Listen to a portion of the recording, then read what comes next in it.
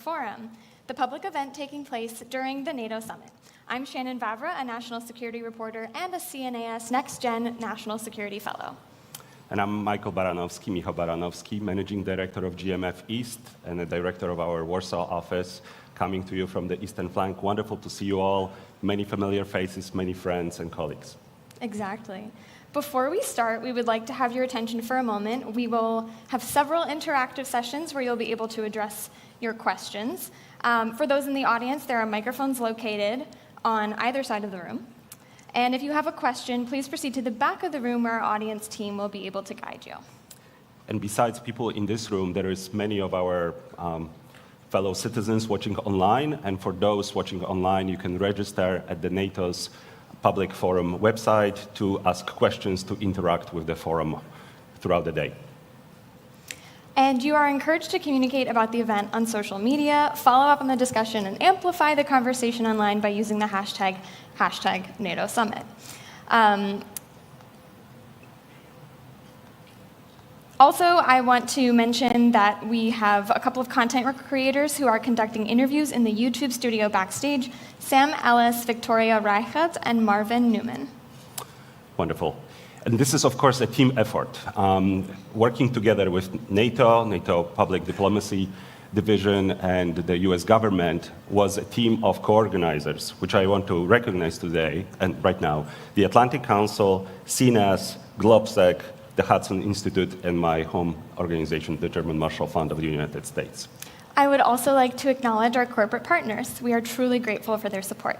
I'd like to thank our lead sponsors, Google, who is also supporting the YouTube studio on-site, AWS, Microsoft, and Northrop Grumman, and our generous partners, Boeing, Dataminr, Leidos, Lockheed Martin, MBDA, Oracle, and Saab. So as you can see, it takes a village to organize such an amazing forum. And I want to recognize also our institutional partners, those behind me, who reached out throughout the alliance to make this forum happen and to let everyone know that this is a great program. So please also reach out to our institutional partners. And with that, to officially open the event, it is my great pleasure to invite on stage Marie Doha Besancenot, Assistant Secretary General for Public Diplomacy at NATO, and Amanda Mansour, Special Assistant to the US President and Senior Director for Partnerships and Global Engagement.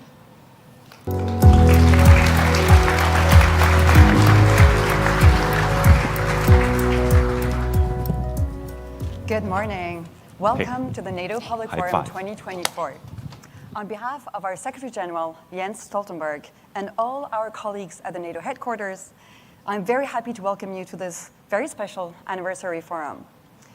In Washington for the first time since 1999, that was 25 years ago. After Vilnius last year, it is a great privilege to organize this event here in the United States with a very special host nation. And on behalf of President and Dr. Biden, the entire US government team, and our consortium partners, who I'm going to say them again just because they've been absolutely invaluable, the Atlantic Council, German Marshall Fund, GlobSec, Hudson Institute, and Center for a New American Security, we are thrilled to kick off this historic event. This year's public forum is larger and more diverse than ever before, featuring voices from across NATO, from across the United States, voices of civil society, military, youth, industry, and government, those on the front lines of today's threats and on the threats of the future. We have also partnered with institutions across the alliance to enable colleagues in all 32 allied nations and many partner nations, not only to follow the event, but also to engage with us live.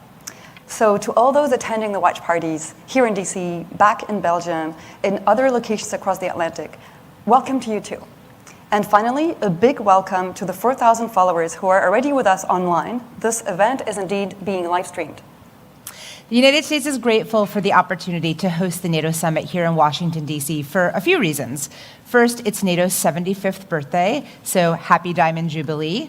And congratulations to the 1 billion NATO citizens for this incredible milestone, for the investment, leadership, and sacrifice that brought us here, and for the many accomplishments still ahead. Second, as you NATO nerds might already know, 75 years ago, the Washington Treaty was signed right here by the original 12 allies in Washington, D.C. And I'll note that last night, Secretary General Stoltenberg described the Washington Treaty by saying, "Never have so few words meant so much to so many." Last, but certainly not least, we are grateful to be this year's hosts because of the foundational role that alliances and partnerships play in U.S. foreign policy. And there is no better example than NATO, the standard bearer for the world. Strengthening and modernizing our alliances has been one of the central projects of President Biden's foreign policy since he took office. So you can imagine how happy we are to spend a whole week with single-minded focus on just that.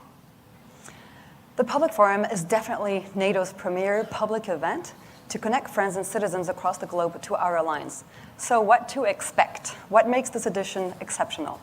It will feature over 40 panels and conversations. That's a lot of quality time with leaders and experts just over 2 days. We are proud to host 10 allied partners, heads of state and governments. We are also very happy to host 21 ministers, 13 foreign affairs ministers, 11 from allied nations, 2 from partner nations, 8 allied ministers of defense, and we are especially honored to welcome senior Ukrainian voices like Minister Yermak and Stefanishina. We're also very grateful to the American senators and House representatives who agreed to join us, as well as 10 US government senior officials.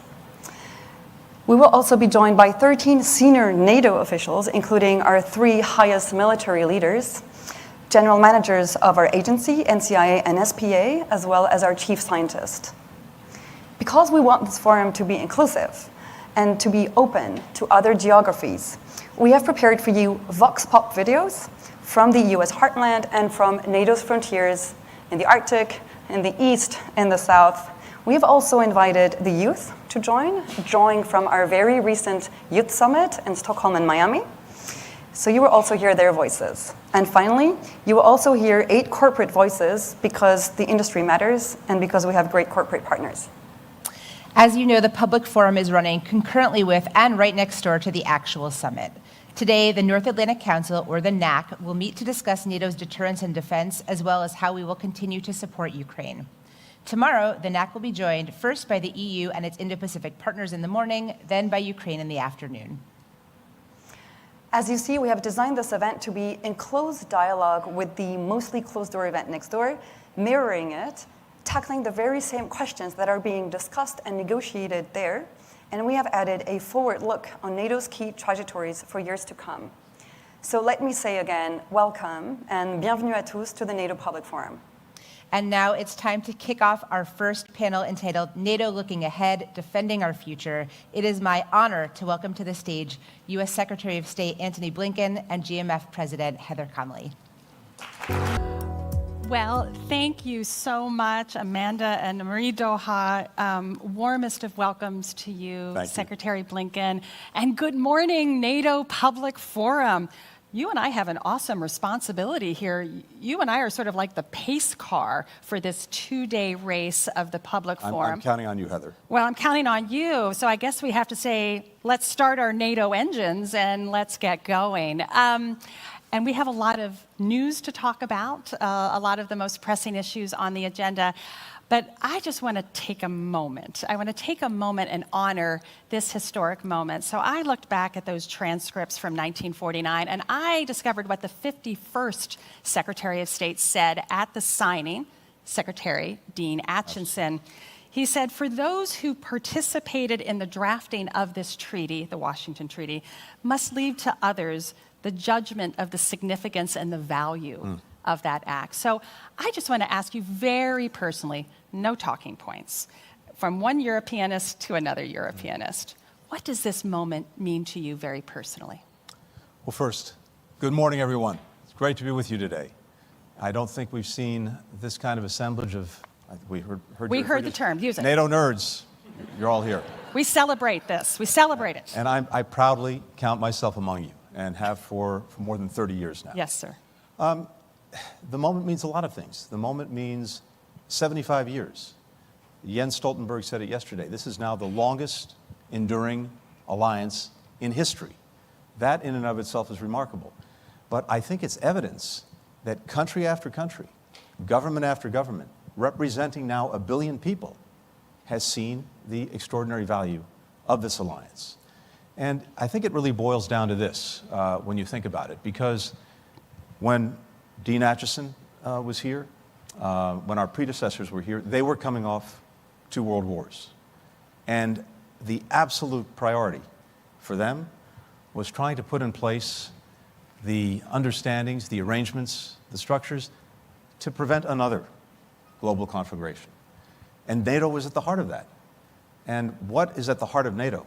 This extraordinary commitment that an attack on one is an attack on all is the strongest possible deterrent to conflict, the best possible way to avoid war, because any would-be aggressor contemplating an attack knows that if they take on one of us, they have to take on all of us. And what we've seen over 75 years is a defensive alliance that's kept the peace for the citizens that it represents. And that in turn enables something else, because ultimately, NATO is not an end in itself. The end in itself is to make sure that citizens of the countries that come together in NATO are able to lead their lives freely, securely, to try to make progress, to try to hand down a better life to their children than one they had. And it starts with the security. If you have that, everything else becomes possible. Absolutely, thank you. Well, one of the pressing priorities at this 75th year is, of course, Ukraine. Last evening, we heard President Biden make some announcements about a new air defense package for Ukraine. So, Mr. Secretary, I actually want to start with that news. I hope you can help us unpack that and tell us a little bit more about the Ukraine package that we can expect at the summit. Well, you heard the President yesterday talk about the work that we've done and other allies have done to put together more air defense systems for Ukraine, notably Patriots, but also many other systems, because we know that's the key to so many things. It's a key to defending Ukraine's infrastructure. It's a key to defending its people. It's a key to defending its forces. It's also key to making sure that we're unlocking the private sector and economic investment in Ukraine that will also be essential to Ukraine's success going forward. But people need to make investments in secure environments. So these air defense systems, we know, have been job number one for Ukraine and, as a result, for the alliance that's supporting it. But this is just part of a comprehensive package that we're putting in place, that we've actually put in place since before day one, to make sure that Ukraine has what it needs to defend itself when it needs it. And I'm also pleased to announce that as we speak, the transfer of F-16 jets is underway, coming from Denmark, coming from the Netherlands. And those jets will be flying in the skies of Ukraine this summer to make sure that Ukraine can continue to effectively defend itself against the Russian aggression. So we also understand, coming out of the summit, we'll have announcements that there will be a new NATO command in Wiesbaden that will be very focused, building on the extraordinary work of the Ramstein Defense Contact Group to sustain capabilities for Ukraine, operations, maintenance. We'll have a NATO liaison officer in Kyiv. I mean, this is a pretty robust package that you're talking about. You said something when you last were in Kyiv on, I believe, May 14th. And you said, our strategy is that Ukraine must win. Is that package, and this is robust, but are the packages that NATO is putting forward, is it enough to fulfill that vision for Ukraine to win? Yeah, I believe it is. And let's talk about two things. Let's talk about what winning means, what success is for Ukraine. And in my estimation, at least, success is a strong, independent Ukraine, increasingly integrated with Euro-Atlantic institutions like the European Union, like NATO, and that is able to stand on its own feet, militarily, economically, democratically. And what we see is Ukraine on a trajectory to do just that, militarily. We have an incredibly robust package that will be unveiled over the next couple of days at NATO that builds a very clear, strong, robust, well-lit bridge to NATO membership for Ukraine, including, as you mentioned, the first time NATO's dedicated a command to helping an aspiring country join the alliance. This, in and of itself, is extraordinary. Just a few weeks ago, President Biden signed our bilateral security agreement with Ukraine. At the last NATO summit, on its margins, President Biden brought together more than 30 countries to negotiate and now sign these bilateral security agreements. What does that mean? It means that for the next decade, country after country has vowed to help Ukraine build its deterrent and defense capacity. That sends the strongest possible message to Vladimir Putin that he can't outlast Ukraine, he can't outlast Ukraine's partners. So the military trajectory is clear. The economic trajectory is critical. Making sure that private sector investment is being driven into Ukraine. Our former Secretary of Commerce, Penny Pritzker, has been leading our efforts with so many other allies and partners. We just had a very strong reconstruction conference in Germany. But all of this is about making sure that investment is driven to Ukraine. I'm convinced that Ukraine has tremendous capacity, first, to develop a strong defense industrial base for itself and for other countries, but also because of the extraordinary innovation of Ukrainian entrepreneurs, the Ukrainian economy, to develop a strong, robust economy. Of course, the air defenses are critical to make sure, as I said before, that investments that are being made, physical investments that are being made, are protected. And then finally, democratic deepening. The fact that the EU opened its accession process with Ukraine, the fact that NATO also requires, as Ukraine moves irreversibly along the path to membership, that it continue reforms, that's the strongest guarantee that the reforms that the Ukrainian people so strongly support will continue and will deepen. And that results in a Ukraine that is strong, that is independent, and that is the best possible rebuke to Vladimir Putin. Mr. Secretary, I'm so glad you talked about the well-lit bridge, because I think an enormous amount of energy is being expended upon verbal gymnastics in some ways, the irreversible path, the well-lit bridge, all of these terms. But what you've been talking about, the actions, the robustness, that speaks louder than words. That's exactly right. That's the relationship with NATO. But why are we so caught up? Why can't there be greater simplicity and clarity about this incredibly close relationship that Ukraine will join NATO? Help me understand why we're using all of these very creative words. Well, we have a lot of very talented people who have to spend a lot of time writing NATO declarations. We want to make sure they're fully employed. So that's the secret. So, as someone who's done that myself in the past, in all seriousness, by the way, please. Our colleagues are doing extraordinary work because, look, we have 32 allies. This is a democratic alliance, an alliance of democratic countries. Different countries have slightly different views on some of these issues, and part of our responsibility is to proceed with consensus. The greatest strength that we have, the most valuable currency we have as an alliance, is our unity, but that unity doesn't just happen. It's the product of conversation, it's the product of listening, it's the product of talking, it's the product of building that consensus, and it gets reflected in these documents. But Heather, you're exactly right. I think it's important to look at the words, but it's even more important to look at the actions. As I said a moment ago, the first time NATO's had a dedicated command to helping an aspiring country join the alliance. And that has very practical components to it that will, I think, speed Ukraine's accession to the alliance. And we talk about a bridge. It's nice to have an image, a metaphor. As my colleague Jim O'Brien likes to say, it's a bridge that's going to be strong, well lit, and with this command, I think it'll be a short bridge too. So I'm going to sprinkle another historical quote, and this was by President Truman the year following the signing of the Washington Treaty. At his inaugural address, he said, and I thought this is a good definition, not quite that word salad that we were talking about, the main objective of the North Atlantic Treaty is to erase any possible doubt and uncertainty that may be lurking in the minds of potential aggressors. Is that package enough to deter Vladimir Putin on Ukraine? That's the question. Does that provide sufficient certainty? Well, first, President Truman had the remarkable gift of speaking clearly, speaking directly, and we'll try to live up to that example as best we can. But look, the proof will be in the pudding. I believe it should. But at the end of the day, what is so important is delivering these practical results, showing that Ukraine has the capacity, that its partners have the capacity. I mentioned a moment ago the fact that the F-16s are on their way. The transfer is happening as we speak. They'll be flying in the skies of Ukraine this summer. That's another very important proof point because, again, it concentrates Vladimir Putin's mind on the fact that he will not outlast Ukraine, he will not outlast us, and if he persists, the damage that will continue to be done to Russia and its interests will only deepen. The fastest way, the quickest way to get to peace is through a strong Ukraine. Absolutely. To sort of twist President Truman's words a bit, I'm wondering if the aggressor is starting to put doubts in the mind of some NATO members. And what I'm speaking about is these brazen hybrid attacks. We've seen a series of them. In fact, quite extraordinarily, U.S. bases across Europe had to go on high alert this last week. This is starting to be of greater concern.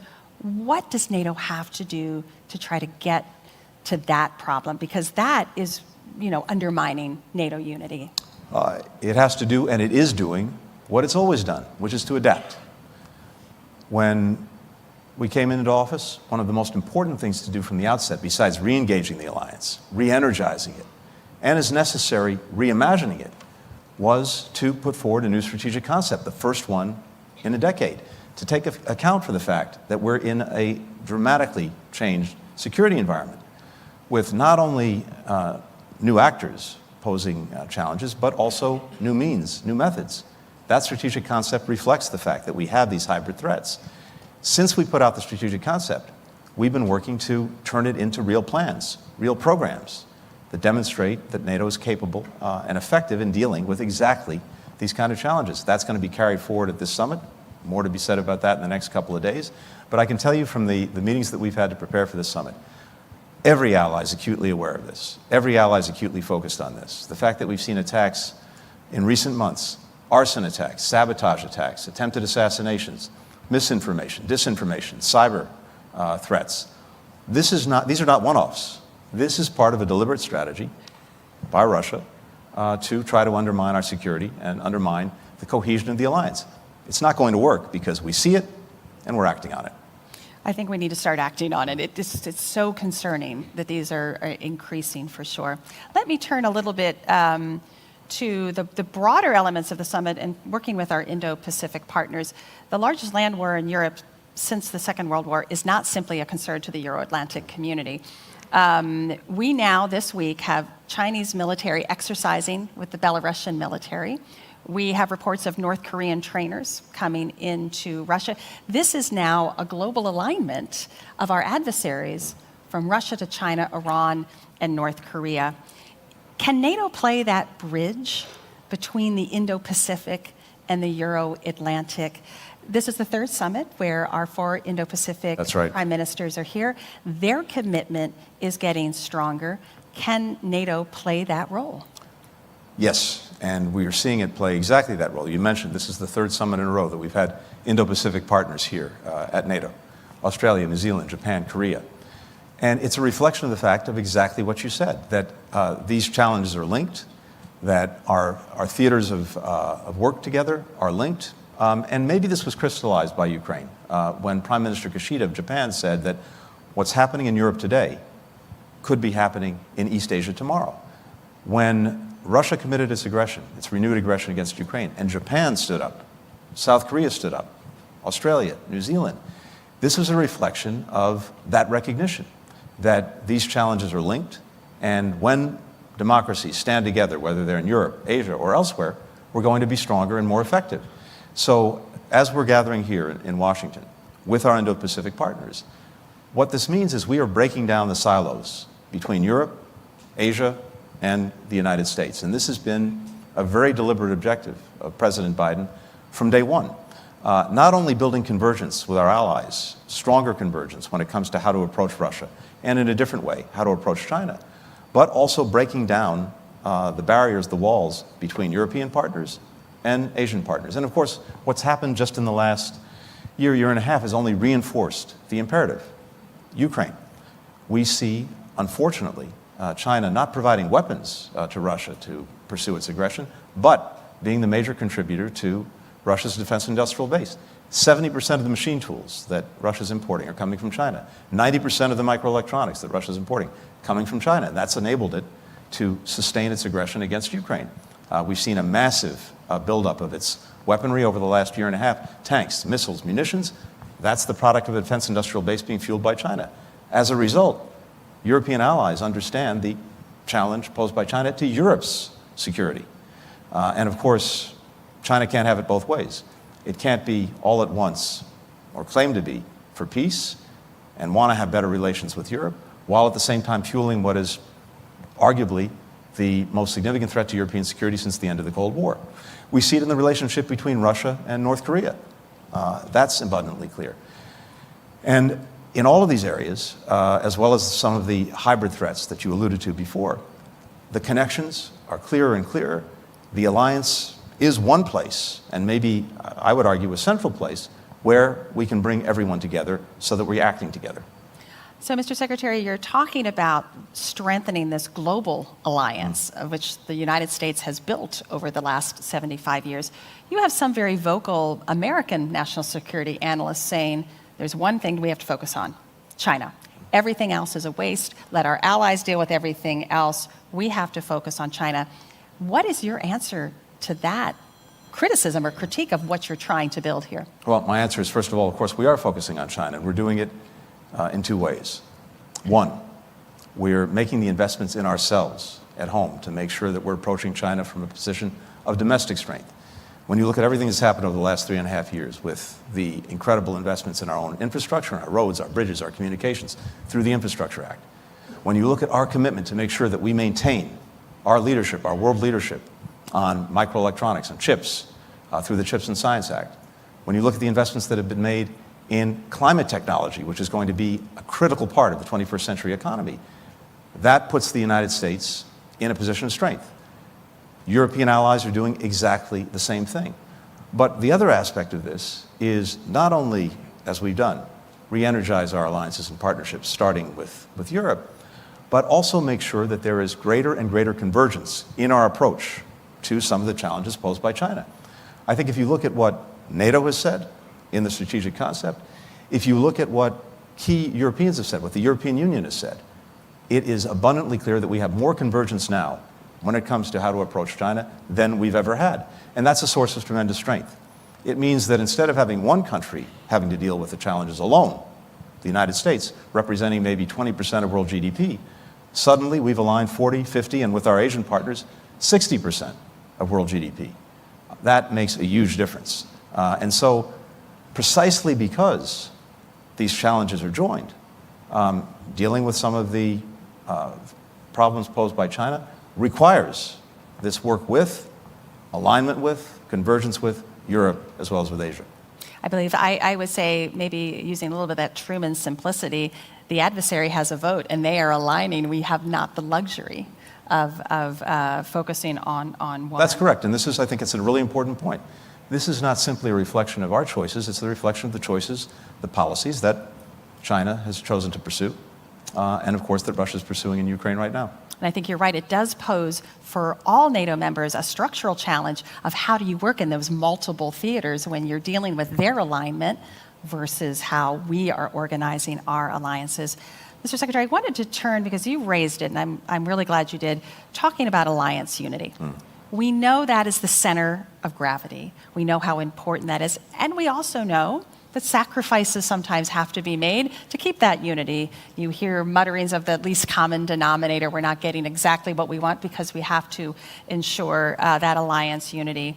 But I think over the last week, we're crossing a threshold where accepting unity, we're sacrificing or jeopardizing NATO security. You had one NATO member who has now visited Moscow and Beijing. He's talked about Beijing as being a strategic partner, has received by NATO and the EU an opt-out of support for Ukraine. You had another member this week suggest that they would like to be welcomed into a security organization that is also participated with Russia and China. What is NATO's message has to be clear, does it not? Well, I think this is getting to a point of straining unity. NATO's message is very clear. It's very clear in what's happening here in Washington over these couple of days. It's very clear in the entire trajectory of the alliance over the last 3.5 years. An alliance that's now 32 members strong, with Finland and Sweden, of course, joining. An alliance that is better budgeted and resourced than it's ever been. When we started out, 9 members of the alliance were meeting the 2% of GDP for defense threshold that was set at the Wales Summit. We're now at 23 NATO allies. So NATO is speaking loudly and clearly with its actions. As I mentioned before, we have a strategic concept agreed among all the allies that very well reflects the challenges and threats that we face today and will be facing tomorrow. So I see NATO speaking not only with unity, but unity that's actually raising the floor on what NATO partners are contributing, raising the floor on an understanding of the threats that we face, raising the floor on our commitment to take action together to deal with those threats. So far from a race to the bottom just for the sake of consensus or unity, what I'm seeing is a race to the top by this alliance. Again, let's be very simple about it. NATO is stronger than it's ever been. It's bigger than it's ever been. It's more fit for purpose than it's ever been. I think, Mr. Secretary, it's not about necessarily the 2%, and I think we're going to be raising that bar, Yes. don't you think? It's going to be the new 2.5, maybe even the new 3% if we're heading into this era of tremendous instability. No, but I'm saying even a NATO member can spend 2%, but still be working to undermine the security of the alliance itself. So it's not just 2%. How do we get back to, again, that core of the Washington Treaty, the preamble? We defend democracy, we defend a certain set of values. When allies don't profess necessarily to uphold those values, what's the answer? I mean, this is about us. It's not about the adversary. It's about who we are. Of course, allies, as we speak, for the last 2.5 years now, have been defending those values, defending our democracy that's at stake in Ukraine. They know that it's not only about Ukraine, it's not only about the Ukrainian people, it's actually about the values that unite us and the basic principles that all of us have agreed on together with so many other countries around the world that were designed to try to keep the peace and protect against aggression. And NATO countries are standing up day after day to defend those principles, to defend those values. Now look, communicating with adversaries, with enemies, that's fine. Communications are important. You want to make sure that at least you're not misunderstanding each other. But of course, what's communicated is really important as well. I would hope that anyone, for example, going to Moscow now, makes very clear to Vladimir Putin that NATO's not going anywhere, Ukraine's not going anywhere, the European Union's not going anywhere, and that what we just saw the other day, a horrific attack on a children's hospital, is totally, totally, totally unacceptable, and Russia will continue to be ostracized as long as it engages in those kinds of actions. I would hope and expect that anyone going to Beijing makes clear what I said a moment ago, that continuing to fuel Russia's defense industrial base, continuing to allow the greatest threat to European security since the end of the Cold War to go forward, is something that is unacceptable to Europe. And that means unacceptable is a word. Actions follow that, including, as necessary, sanctions, including, as necessary, not allowing relations that Beijing might seek to improve to actually improve. So what we're focused on is what allies and partners are doing, and I can tell you as an alliance, what we're doing is evidencing greater strength and commitment to the principles, the values that are at the heart of this alliance that I'm seeing. Are you confident those messages are being sent? I have confidence those messages are being sent. Right. But again, we come together as 32 countries. From the perspective of the United States, it's so important that we listen to each other, that we communicate clearly with each other, and yes, we develop consensus. But what I'm seeing again is a consensus that is moving us up, not holding us back. So we've welcomed, this is Sweden's first That's right. NATO summit. Great to come in. We've got this bolt of energy. I feel it with Sweden and Finland joining. There's an energy in the Nordic-Baltic quadrant of NATO. How has it been to welcome those new men? They're seeing what's behind the curtain. How have you introduced your two new colleagues now into NATO? Tell us some good stories. Well, of course, Sweden and Finland have been NATO partners for a long time. They've contributed tremendously to the alliance, to our common endeavors for a long time.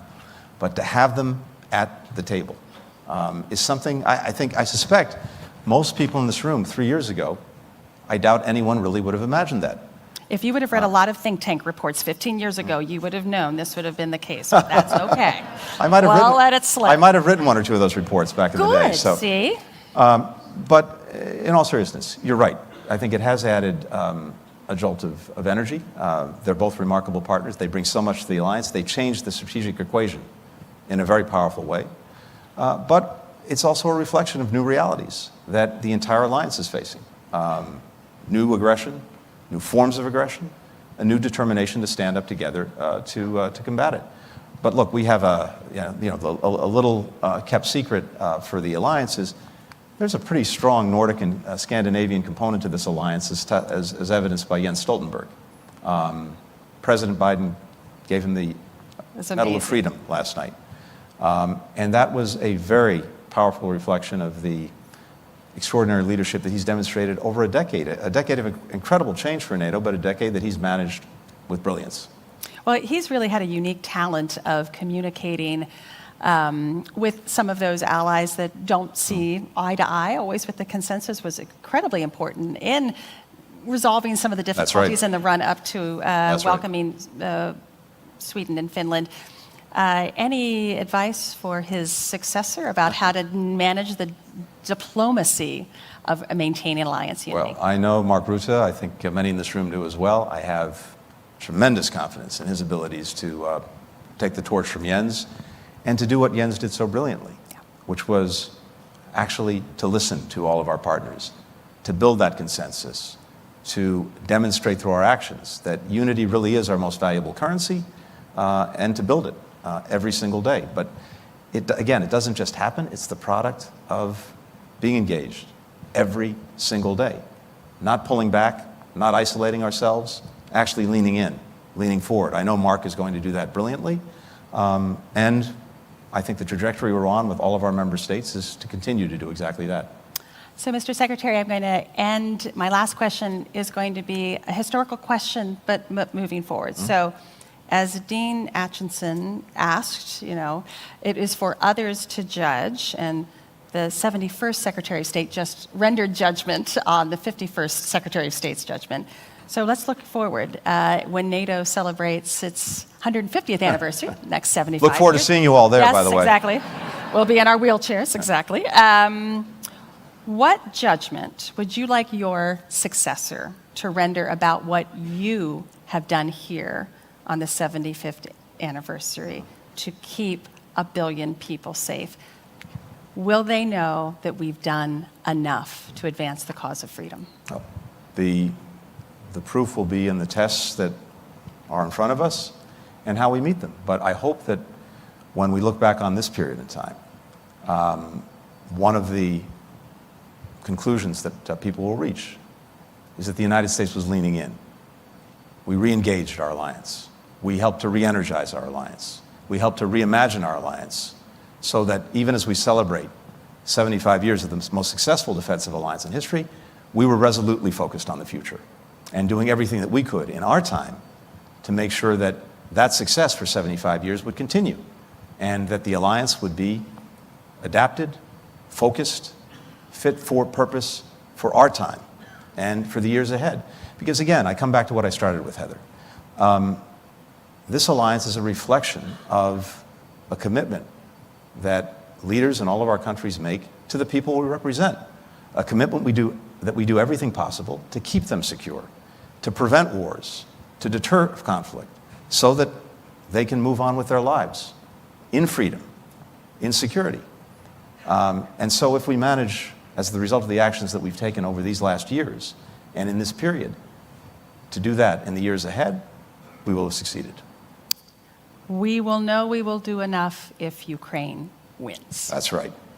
Thank you, Mr. Secretary. This has been a great kickoff. I hope we've started things off. We've revved up our engines. I know you've provided a lot of food for thought. Thank you so much. I know you have to get back to start your summit, but first, will everyone please join me in warm applause? Thank you. For the Secretary of State. Thank you. Thank you.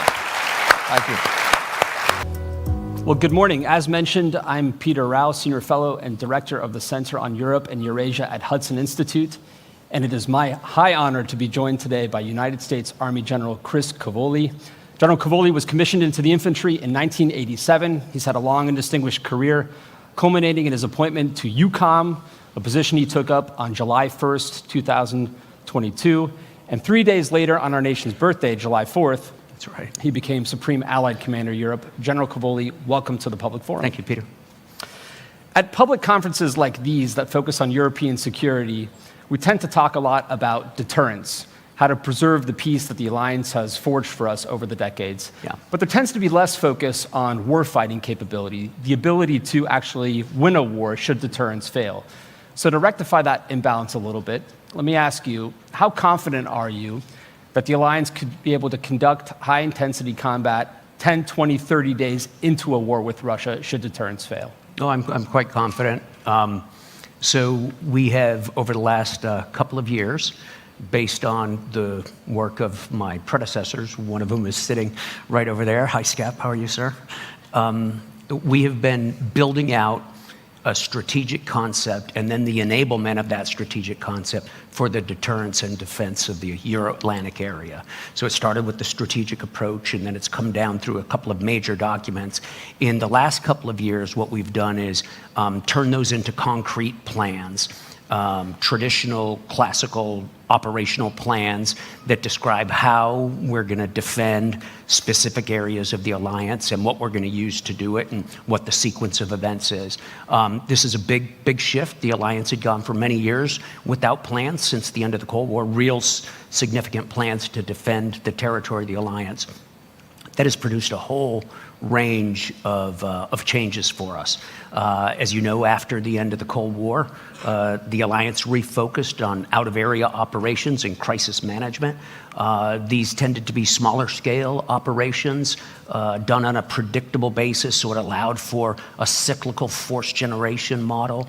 All of this gave us the opportunity to economize, especially in terms of higher headquarters and enabling organizations such as logistics brigades and long-range fires and things like that. All that's coming back now as a result of the plans. The plans have given us a force structure requirement that's guiding the way we resource the plans and the way NATO's militaries, the national militaries, compose themselves, what sort of forces they build for us. It is produced in a very short amount of time. Instead of a cyclically available brigade or two, we suddenly now have 300 forces at the higher two levels of readiness against the plans, 300,000, even more depending on how you count. That's because we've been able to amalgamate and incorporate national defense plans into the NATO defense plan so they complement each other. And it's produced an ability to be forward postured. As you know, we've got 8 battle groups on the ground, forward postured,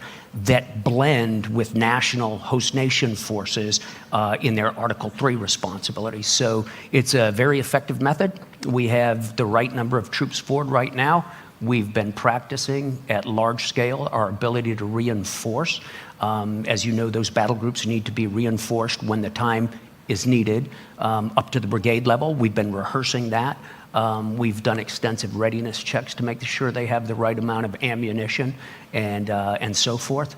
And as we go forward, we've continued to do these large-scale exercises where we practice the subsequent reinforcement of specific areas. Steadfast Defender this year, over 90,000 soldiers. So I'm very confident in our ability to do that. We have some weaknesses that we have to work on, and we will.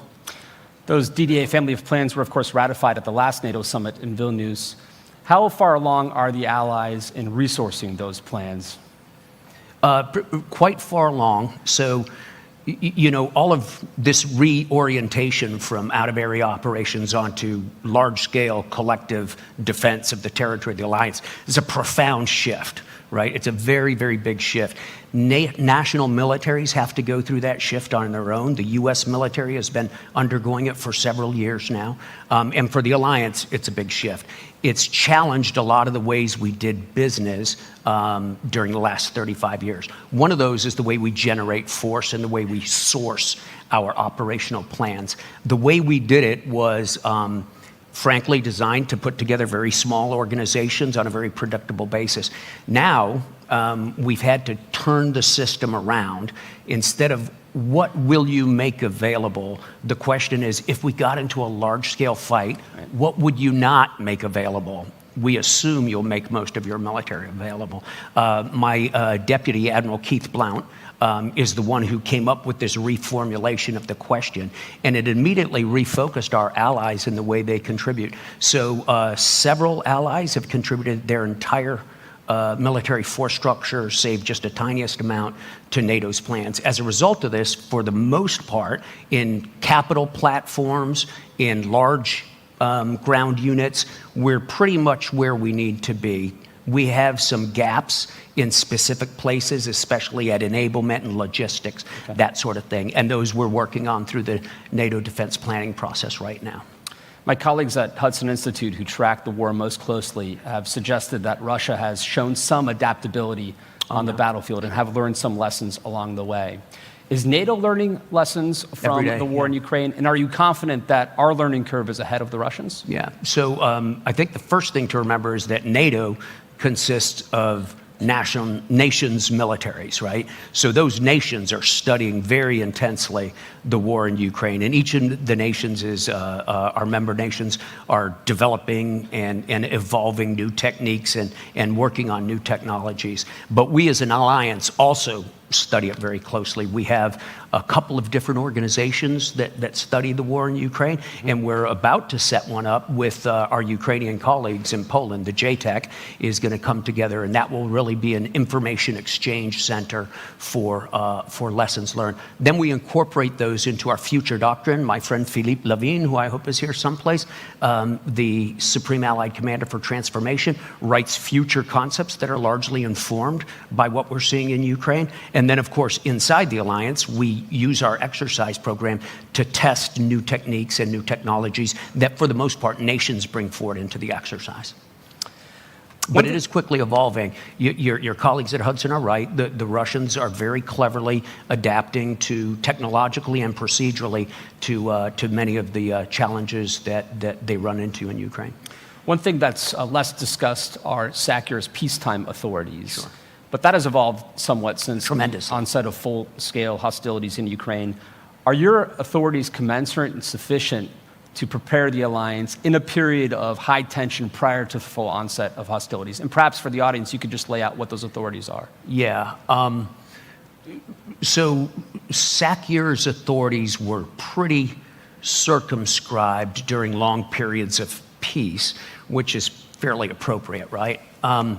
At the beginning of this conflict, my predecessor, Todd Walters, petitioned the NAC to activate the 5 graduated response plans, which is a form of planning process that we had. When those were activated, General Walters suddenly got significant authorities to move folks around. For example, he got the authority to deploy parts or all of the very high readiness joint task force on his plan. He got the authority to perform specified enhanced vigilance activities throughout the AOR, so he could name an operation and then conduct it, defensive operations. As we came through the new family of plans, one part of the modernization of NATO's collective defense has been to change the way we grant authorities to SACEUR. And instead of going one by one through an incredibly arcane manual like this thick that gives one authority at a time, what we've done is we've bundled authorities together and we've attached those to certain alert states. And some amount of the alert state I'm allowed to declare, like up to alert state yellow, and just inform the NAC, and that gives me certain authorities.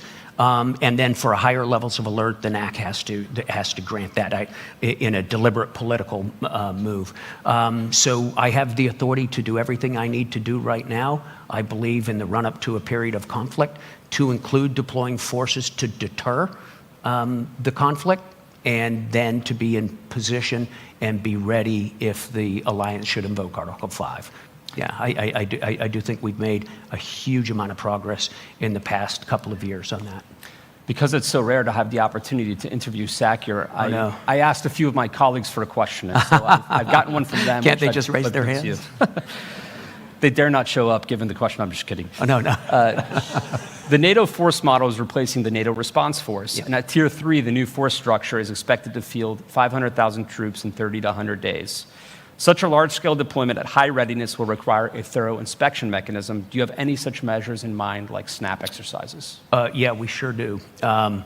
We've already got a readiness program inside the alliance. The question is how vigorously is it exercised, and is there any compliance mechanism inside it? Compliance in the alliance is always, up to nations. It's a political act. high a level of readiness they want to maintain. But I do have the authority and the systems necessary to go inspect readiness. We're changing some of the things we look at, right? So as we look in Ukraine, we've put in an increased emphasis on stockpiles and munitions and supplies on hand and readily available. We've extended some of the things we look at to the logistical systems necessary to deploy and to resupply to our troops. Instead of just looking at the sharp side of the sword, we're looking at the whole sword now. And we've developed teams that will become active very soon that will go out and check readiness based on my authorities to inspect the readiness of the forces under my command or that are to be under my command in a time of crisis. Yeah. We have a minute and a half left, so I'll ask you one final question. You mentioned the battle groups earlier. The president last night at the Mellon Auditorium discussed the 4 that were in existence prior to the full-scale invasion, the 4 new ones that have been put in place in the southern eastern flank of the alliance. We've seen what can happen under even short-term occupation by Russian forces in places like Bucha and Irpin. How confident are you that the forward land forces concept can guard against such a contingency in, say, the Baltic states? Well, the forward land forces concept is not the totality of our plans to defend, right? It's the beginning of it. It's the stuff that's in place. And it's only one domain. Those are just land forces. We have air forces, we have other forces, right? It's just the beginning. All of that gets reinforced at time of crisis, and in the case of a conflict, all of that would become reinforced. I'm very confident that it can defend forward.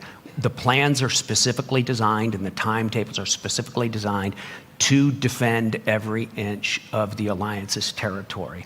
And I think when we look at what happened in Ukraine, in places like Bucha, in Irpin, in places like that, Izium, I have a moral authority, a moral responsibility to defend every inch of our territory and all the citizens on it. General Cavoli, thank you for being here. Thanks, Peter. It's great. Well, good morning.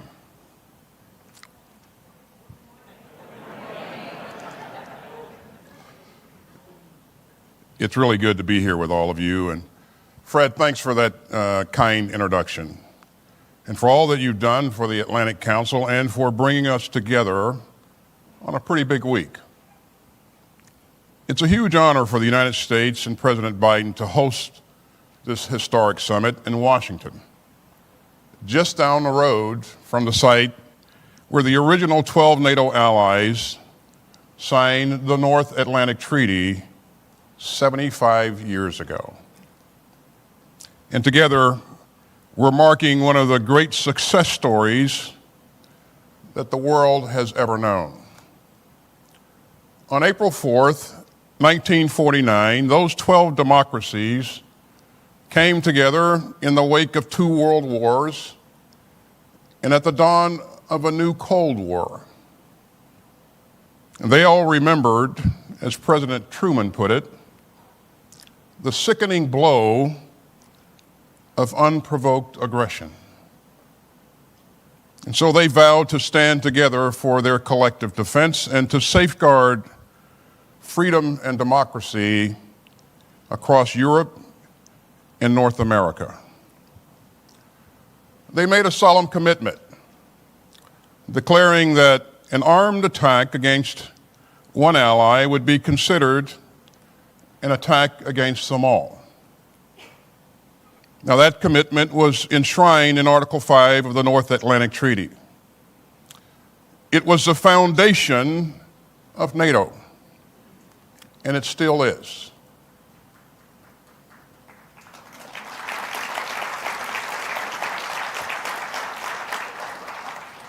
And on that bedrock, we have built the strongest and most successful defensive alliance in human history. Throughout the Cold War, NATO deterred Soviet aggression against Western Europe and prevented a third world war. In the 1990s, NATO used air power to stop ethnic cleansing in Bosnia and Herzegovina and in Kosovo. And the day after September 11th, 2001, when al-Qaeda terrorists attacked our country, including slamming a plane into the Pentagon, NATO invoked Article 5 for the first and only time in its history. So NATO has always stood by us, and we're going to stand by NATO. Without NATO, the past 75 years would have been far different and far more dangerous. You know, I'm proud of the ways that NATO continues to strengthen our shared security. I'm proud of the way that NATO and America's other alliances and partnerships have grown and strengthened under the leadership of President Biden. And I'm especially proud of the way that our allies and partners, including our NATO allies, have met the challenge of Putin's increasingly aggressive Russia.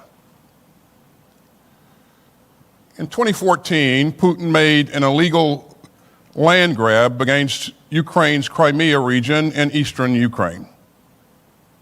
And since then, NATO has undertaken the largest reinforcement of our collective defense in a generation, with more forces, more capabilities, and more investment.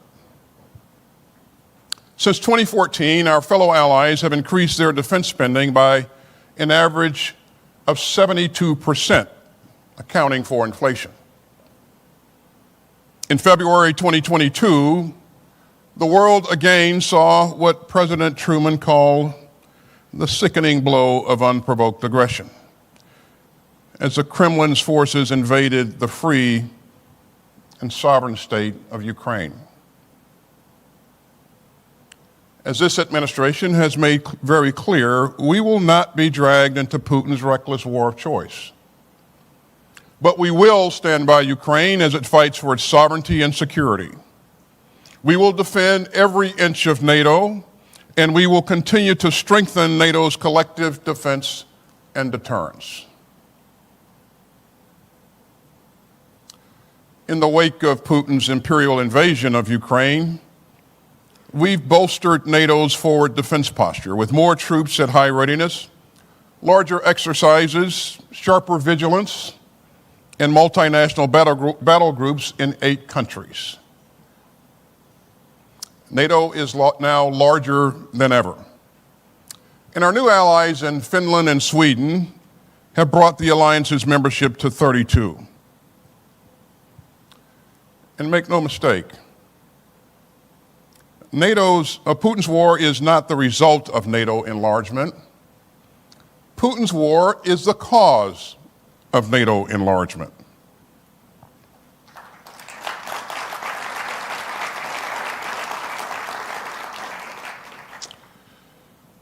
Over the past 3.5 years, we've also seen an historic increase in annual defense spending across the alliance by almost $80 billion. All NATO allies have agreed to spend at least 2% of their GDP on defense. In 2014, only 3 allies hit that target. In 2021, only 6 allies did so.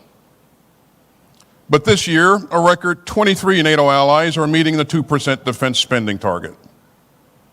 Now, our NATO allies are not just spending more on their own defense, they're also spending more on America's defense industrial base.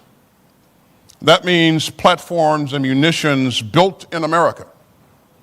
And that's helping to revitalize production lines across our country and to create good jobs for American workers. Now, all of that progress is a testament to U.S. leadership and allied solidarity. But it's also a testament to the leadership of our outgoing Secretary General, my good friend Jens Stoltenberg. Throughout a decade of challenge, Jens has guided the alliance with skill and steel. And we are all deeply, deeply grateful. Now, we're going to keep building on our progress, and we've got an ambitious agenda this week. First, we'll continue to implement NATO's new family of plans, the most robust since the Cold War. And that will significantly improve our ability to deter and defend against any new threat.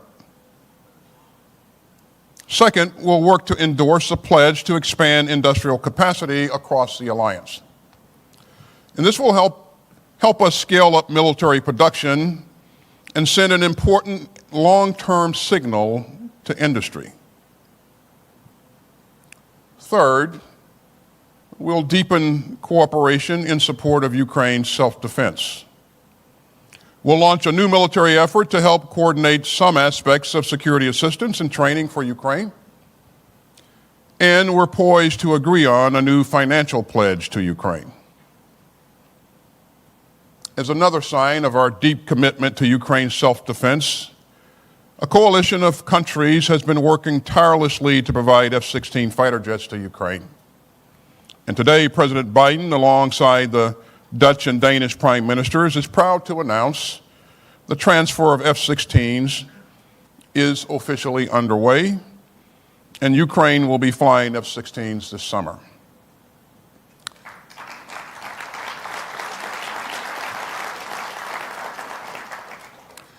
And finally, we'll continue to deepen ties with our global partners, especially in the Indo-Pacific. I know that we're all troubled by China's support for Putin's war against Ukraine. But that just reminds us of the profound links between Euro-Atlantic security and Indo-Pacific security. And it sends a message to the world that we are united in our values. So we have a lot to tackle together. But we're also here to mark this moment.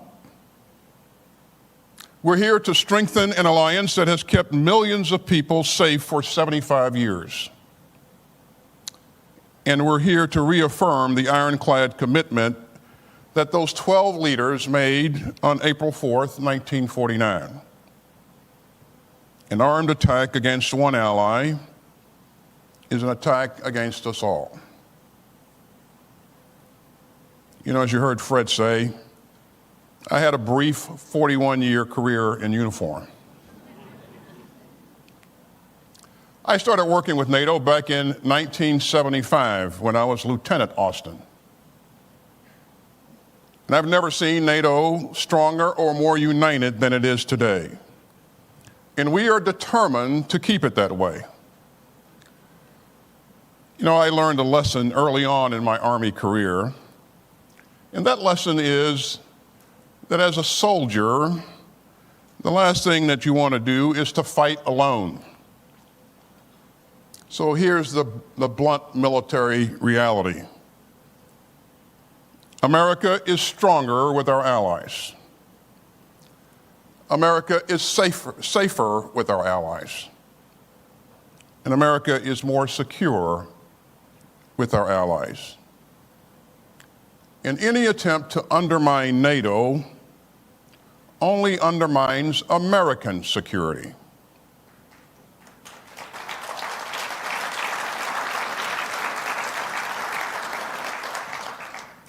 So we are here this week to strengthen NATO and to strengthen American and allied security for the next 75 years.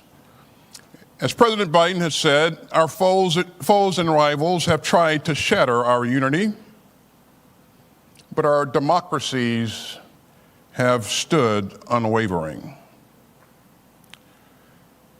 Ladies and gentlemen, that is the legacy that we celebrate. That is the vow that we uphold, and that is the work that we will continue. Thank you very much.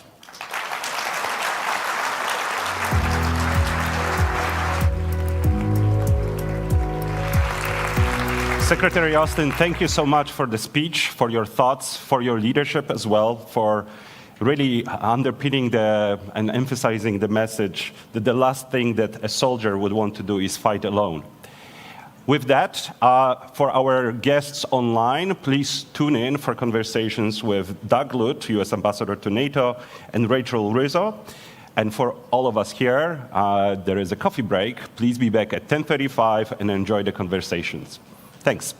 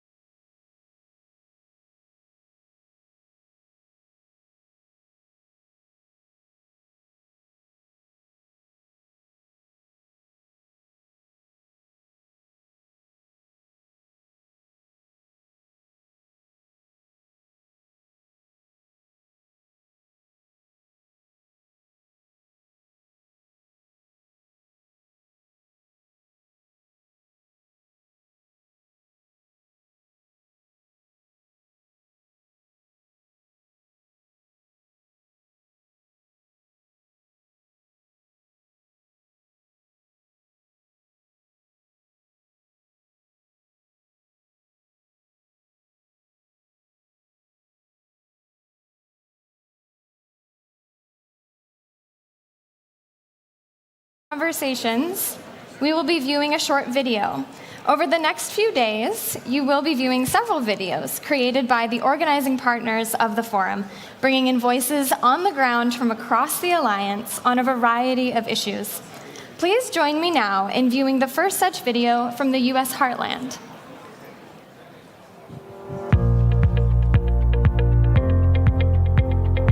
I view NATO as a global institution that is a vehicle for deterrence and collective defense. It is a defender of the free world and is a defender of our shared democratic principles. NATO as an organization means personally to me as a security cooperation between its member countries provides an environment where I'm able to feel safe and secure. NATO means hope to me.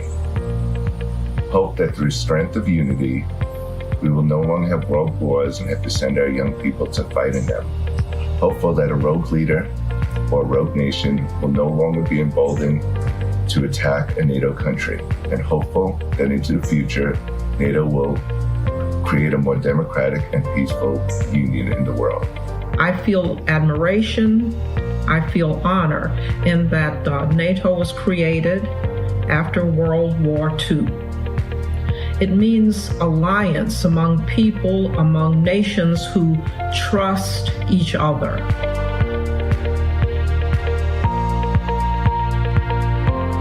Apart from the obvious aim of peacekeeping and deterrence, it plays a crucial role in facilitating a coordinated effort to combat counterterrorism and cybersecurity.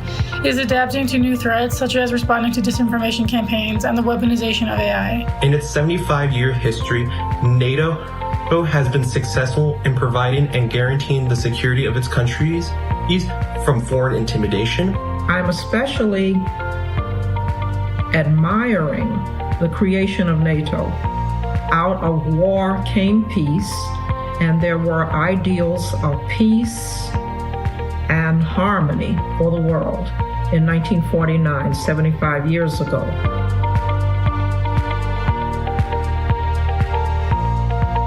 NATO was created for establishing and promoting economic and political security against Soviet or another future demagogue aggression. It's unfortunate that 75 years later, we are standing more or less in the same predicament with modern-day Russian military hostilities in Europe. What I hope for NATO, first and foremost, is for NATO to gain an ally in the next American presidency. And secondly, for nations in Europe to rise to the occasion and to meet the continued Russian aggression with the severity and seriousness it demands in order to protect Europe. Finally, a unified show of support in the future will demonstrate to other authoritarian leaders that NATO will not allow malicious leadership to trample on the will of the free world. What I wish for in NATO's future is to act as a bulwark of democracy in these trying times of uncertainty, economically and politically. As the future comes forward, we want that trust to be continued, and if it is at all destroyed a little bit, we want it to come back. So I say to the NATO nations, thank you, and keep peace for us in the world. What a great way to bring in voices from across the United States heartland. For our next conversation, please join me in welcoming once again Frederick Kemp, President and CEO of the Atlantic Council, to the stage for a conversation with NATO Secretary General Jens Stoltenberg. Join me in welcoming Frederick to the stage, please. Pitch of the Nationals game, and it was an amazing, I was there in the heat, sweating while I was watching you, but it was an amazing salute to NATO. But having been at Mellon Auditorium yesterday evening, one of the most moving events I've been at, I'll instead quote President Biden, what he said to you as he gave you the Presidential Medal of Freedom, to a standing ovation, a really remarkable moment. He called you a man of integrity and intellectual rigor, a calm temperament in moments of crisis, a consummate diplomat. And I think the consummate diplomat, a person who can engage with leaders across all spectrums and across all nationalities. And I just want to salute you and on behalf of everyone in the audience for more than a decade of the most extraordinary leadership. So let's start with that.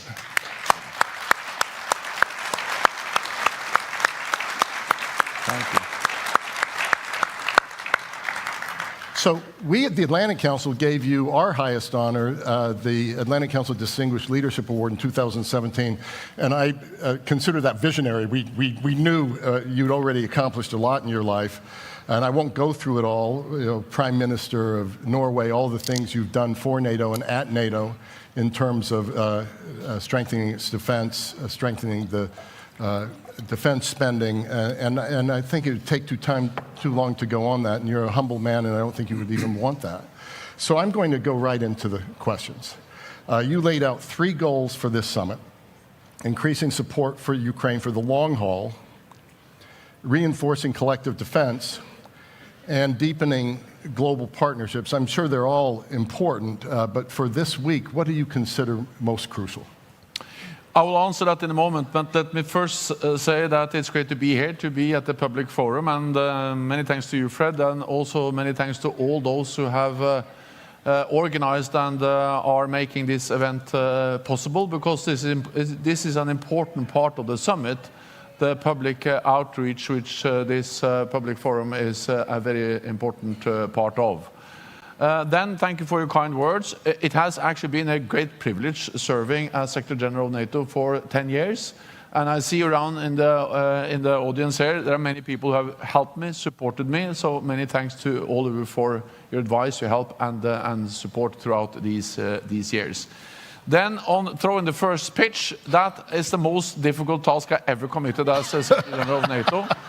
Not least because I've never been at a baseball match ever before. The first time I touched the baseball, actually, when I started to exercise for this, I thought it was a tennis ball, but it's not the case.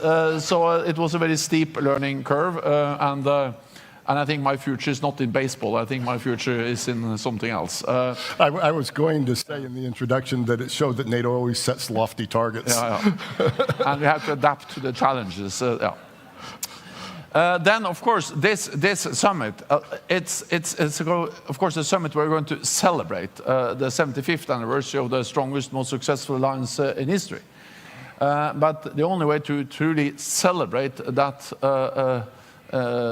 achievement, the 75th anniversary, is, of course, to demonstrate that NATO is adapting, that we are changing when the world is changing, because we are the most successful alliance in history, because we have changed when the world is changing. And now we live in a more dangerous, more challenging security environment, and therefore NATO is changing again.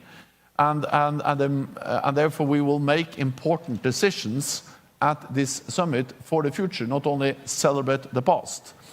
And there are three main issues: is deterrence and defense, is our partnership with our Asia-Pacific partners. But of course, the most urgent, the most critical task at this summit will be everything we will do and decide on Ukraine. Because this is really the time where we are tested. If we want to stand up for democracy and freedom, it's now, and the place is Ukraine. I expect that the NATO leaders will agree a substantial package for Ukraine. There are fundamentally 5 elements in that package. One is that we will establish a NATO command for Ukraine to facilitate and ensure training and delivery of security assistance to Ukraine. It will be 700 personnel.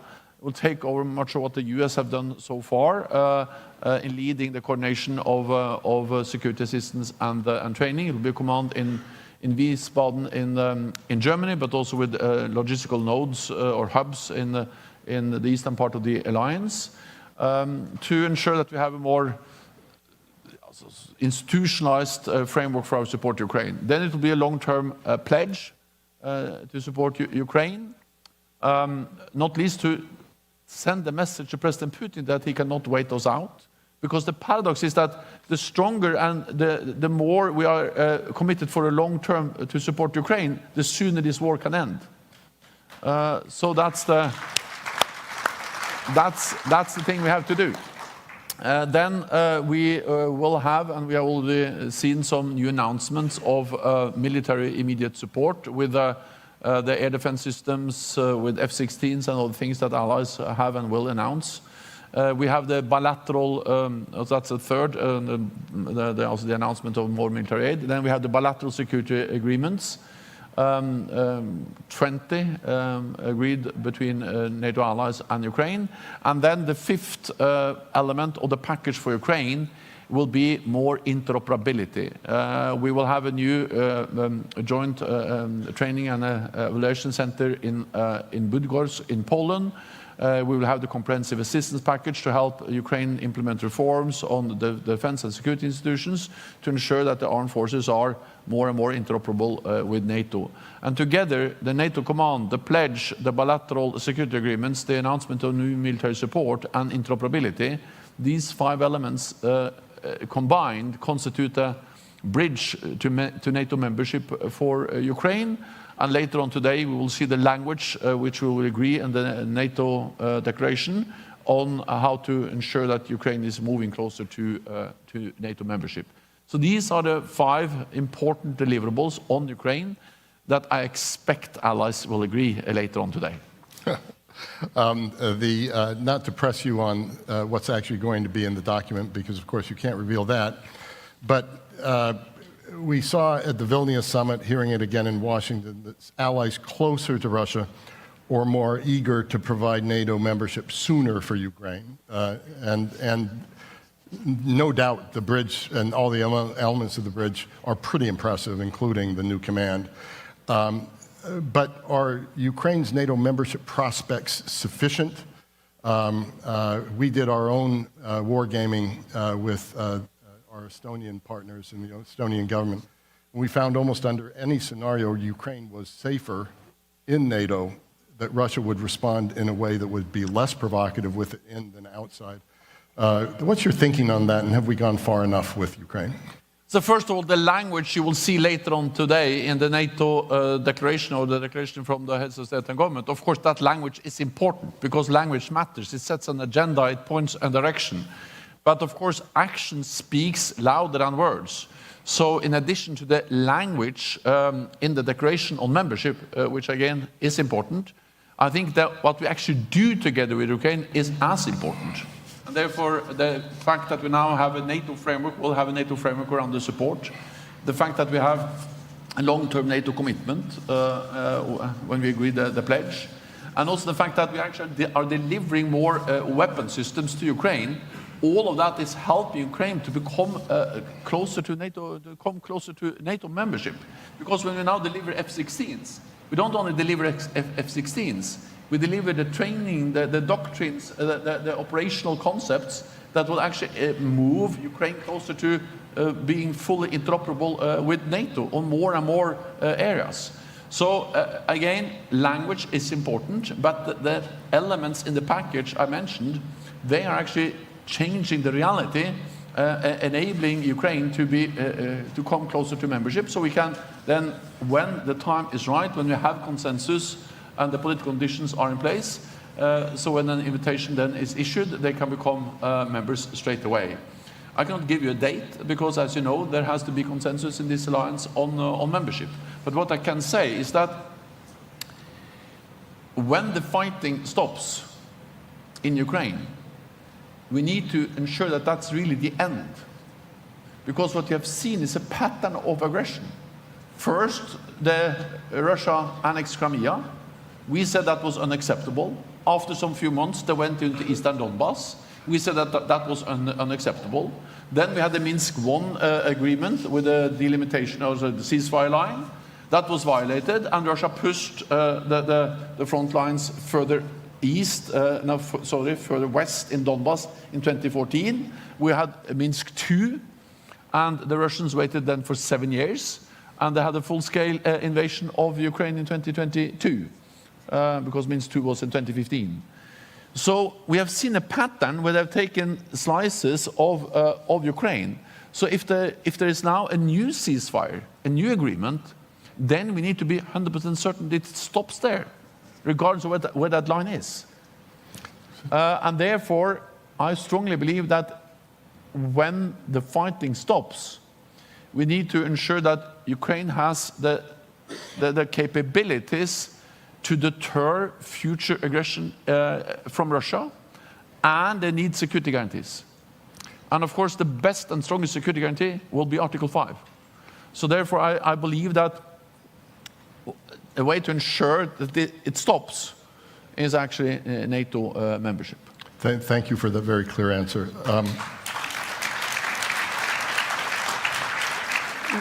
One more brief question on Ukraine, and then we'll move on to Indo-Pacific. In a press conference you had with President Macron a couple of weeks ago, you noted recent gaps and delays and how they've led in funding and weapons and led to battlefield consequences. You said, quote, "We must give Ukraine the predictability and accountability it needs to defend itself." So 2 questions. Is everything you've talked about today that's going to be agreed enough? And secondarily, not just with uncertainties in US politics, which exist, but also uncertainties in European politics, do you worry at all about the sustainability of that support over time? So first of all, you are right that I have referred to, I also did that in Kiev in a meeting with President Zelensky earlier this spring, to the fact that during this winter and the early spring, allies didn't deliver on their promises to Ukraine. We saw the delays in the US, months agreeing a supplemental, but we also saw European allies not being able to deliver the ammunition and the support they have announced. So of course these gaps and these delays in military support to Ukraine, they created a very difficult situation for the Ukrainians on the battlefield. The good news in that difficult situation is that despite of the delays in our support to Ukraine, the Ukrainians have actually been able to hold the line, more or less. So the Russians have not been able to utilize these delays in really making any big advantage on the battlefield. Now we are providing more support, and I'm confident that allies will now actually deliver, and we see that, for instance, ammunition moving into Ukraine has been a significant increase over the last weeks. The purpose of a stronger NATO role in providing training and security assistance, the purpose of the command and the purpose of the pledge is, of course, to minimize the risks for future delays and gaps. But of course, you don't have guarantees, because at the end of the day, it has to be support in all the individual allied capitals and parliaments to providing this support. And at the end of the day, you have to go to the Congress, to the parliaments across Europe and Canada to get support. But I believe that when we turn this into something which is more a NATO obligation, a NATO framework, it is the threshold for not delivering will be higher than when it's based on more voluntary ad hoc national announcements. So the purpose of creating a stronger NATO framework is to make the support more robust and more predictable. It's also another part of this NATO framework for the support on the pledge and the command, and that is that it will visualize and ensure burden sharing. Because my impression is that, especially in the United States, there's this perception that the United States is almost alone in delivering support to Ukraine. That's not the case. When you look at military support, roughly 50% of the military support is provided by European allies and Canada. 99% of the support, military support to Ukraine, comes from NATO allies, but 50% of that comes from European allies and Canada. If you add economic, macroeconomic support, humanitarian support, the European allies are providing much more than the United States. So the point with the pledge is to ensure that we have some kind of agreed formulas for burden sharing, that we have more transparency, and also that we have more accountability. Because then we can use NATO to count, to measure, and to ensure that allies deliver. It's not the same, but it's a bit like the 2% pledge. Because the importance with the pledge we made in Wales in 2014 was actually to give NATO a role to enforce and to ensure that allies delivered. And also that we agreed how to count and what to count. And that's also what we now do with the pledge, to agree how to count and what to count, and to give NATO a role to having also accountability. So again, there are no guarantees, but by giving NATO that role, I think the likelihood for allies delivering what they have promised will increase, and the likelihood of new gaps will decrease, and that's the purpose of giving NATO a stronger role. Thank you, Mr. Secretary General. Let's go to China. This 2022 strategic concept, NATO strategic concept, recognized China as a challenge for the first time and the broader rules-based system. You've noted that Russia imports 90% of its microelectronics from China, which goes into military. Secretary Blinken today talked about 70% of machine tools that help the military coming from China. You've also said that if this doesn't change, as they're fueling the greatest armed conflict in Europe since World War II, allies need to impose a cost. Is it time for that? And what cost can NATO and NATO countries actually impose? So first of all, I think it's important that we recognize the reality, and that's the first step towards any action. And that is that not only are Iran and North Korea important when it comes to enabling Russia's war aggression against Ukraine, but China is the main enabler. Because, as you refer to, they are delivering the tools, the dual-use equipment, the microelectronics, everything Russia needs to build the missiles, the bombs, the aircraft, and all the other systems they use against Ukraine. Well, I have said that. It remains to be seen how far allies are willing to go. But I strongly believe that if China continues, they cannot have it both ways. They cannot believe that they can have a kind of normal relationship with NATO allies in North America and Europe, and then continue to fuel the war in Europe that constitutes the biggest security challenge for our security since the Second World War. So this is a challenge for the alliance. Let's see how far we're willing to go as allies. So we're getting close to the end of time, so just two other brief questions. First, Indo-Pacific 4, Australia, Japan, South Korea, New Zealand are here. Third time taking part in NATO summit, but it's going to be the first NATO joint document with this group. Can you give us some insight into what might be in it and any concrete outcomes? Yeah, so first I would just say that the fact that we now are engaging so closely with our Indo-Pacific partners, Australia, Japan, New Zealand, and South Korea, that reflects a change in NATO, because that was not the case a few years ago. And as many of you may know, the first time we mentioned China in an agreed negotiated document in NATO is at the NATO summit in London in 2019. And in the previous NATO strategic concept, China was not mentioned with a single word. Now China has a prominent place in the strategic concept we agreed in Madrid. And the fact that we now are engaging so closely with our Indo-Pacific partners reflect, of course, the fact that we have to take China seriously when it comes to the challenges it poses for our security. And the war in Ukraine is perhaps the most obvious example, or as the Japanese Prime Minister has said several times, what happens in Ukraine today can happen in Asia tomorrow. We are now working with our Asia-Pacific partners how we can do more together with them. We will agree some flagship projects. That's about technology. It's about support Ukraine. But we are also working, for instance, as part of our defense industrial pledge, how we can ramp up defense industrial production and cooperation with these countries. They are big, some of them, on defense industry. We can work closely with them to ramp up our combined defense industrial capacity. We can exchange more information. And I also welcome the fact that more and more allies are now also conducting joint exercises.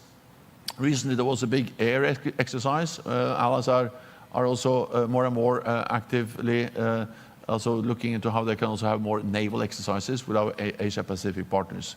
Because NATO will remain an alliance of North America and Europe. We will not be a global NATO. NATO will be North America and Europe. But this region, the North Atlantic region, we face global threats. And the reality is that's nothing new. Global terrorism, international terrorism brought us to Afghanistan. Cyber is global. Space, which is becoming more and more important for our armed forces, is truly global. and of course, the threats and challenges that China poses to our security is a global challenge. So this region, the North Atlantic region, faces global challenges. We will remain a regional alliance, but we need to work with our global partners, the Asia-Pacific partners, to address these global challenges. That, I guess, will be a very important issue at the next NATO summit. I will not be there, but I'm certain it will be a great... And that brings me to my final question. This is your swan song summit. Yeah. And as you prepare to step down, I think everybody in the audience, everybody virtually, would love to hear what gives you the most hope stepping down from this, but also what gives you the most concern. So first of all, I'm an optimist, because the reality is that we are very different in this alliance. We are different countries with different history, different culture from both South Atlantic, and we have different parties. And we are always very concerned that when a new party comes into government, they will make bad things for the alliance. And if you read the history of NATO, we have been concerned about that from the beginning. There were big concerns in NATO when we had when you actually got a democratic elected government in Portugal in 1975. They were concerned we're not going to be committed to NATO. There were concerns when you had some left-wing parties coming into government in some European countries in the 70s. When I formed my government in 2000, my second government in 2005, there were big concerns that we had a left socialist party there. It went quite well, to be honest. And now there are big concerns again. But the reality is that despite all these differences, which are part of NATO, we have proven extremely resilient and strong. Because when we face the reality, all these different governments and politicians and parliamentarians, they realize that we are safer and stronger together. And that's a very strong message. And that's the reason why this alliance prevails again and again. As I said in my speech yesterday, we cannot take it for granted. It's not a given. It was not a given in 49. It's not a given now. It's not a given in the future. But the reality is that we have so strong common interest in standing together. So therefore, I'm optimist for the future of this alliance. That was the first question. The second I've forgotten. I think I answered both of them. But I will only say one thing, and that is that I remember very well when I became Prime Minister in 2000. First of all, I attended my first NATO summit in 2001. That was a very different guest list. It was President Bush, newly elected. It was Gerhard Schröder, Tony Blair, very different people then than now. So I think it's time for me to leave. But second, also, I remember then my predecessor, when I became Prime Minister in 2000, she told me, so Gro Harlem Brundtland, the Norwegian Prime Minister, she told me, Jens, you have to remember that most of your life you will be former Prime Minister. And now I have to acknowledge that most of my life I'll be former Secretary General of NATO. But that's not so bad. And I will hang around and see you, and I look forward to then perhaps be a part of this audience next time. Thank you so much.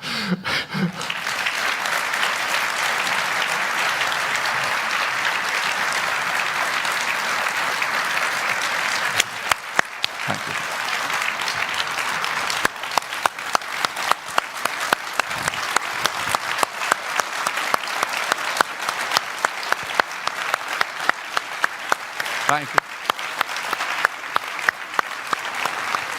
Thank you. Thank you. Thank you. Mr. Secretary General, nothing more need be said. Thank you. Thank you. Okay.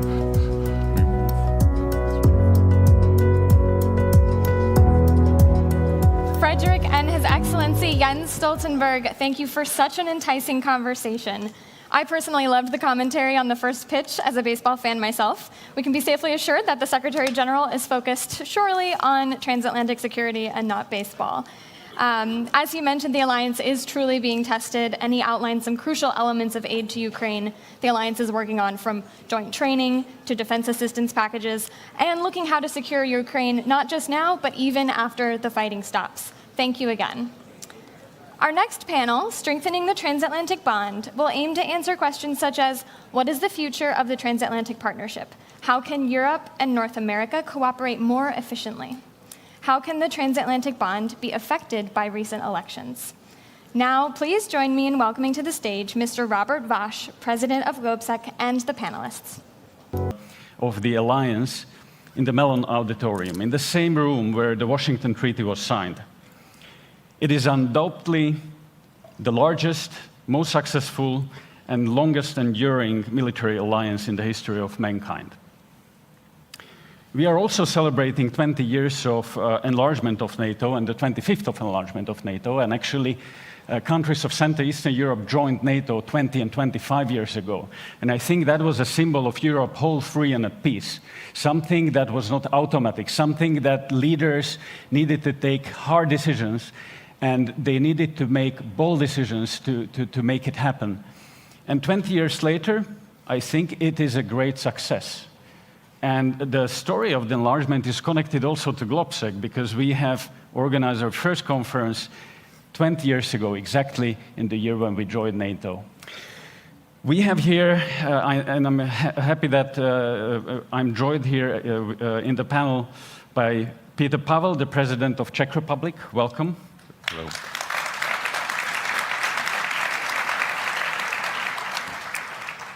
Kaja Kallas, Prime Minister of Estonia. Welcome. Mette Frederiksen, the Prime Minister of Denmark. And James Risch, Senator of the United States of America. He is the ranking member of the Senate Foreign Affairs Committee. Welcome.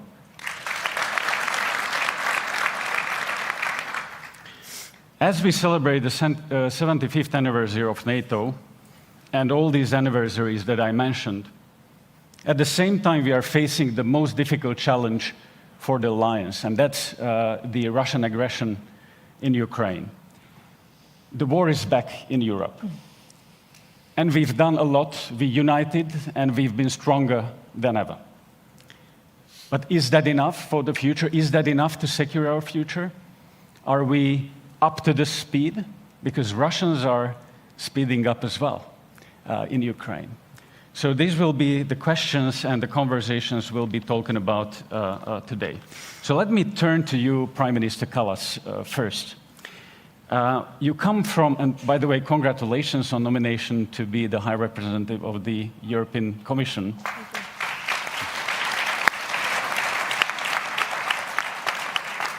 It's a great achievement, this nomination, as you're coming from an Eastern European country, a Baltic country, a small country, Estonia, who is really punching above this weight. And that shows how a small country can be influential on the world stage. So congratulations to it.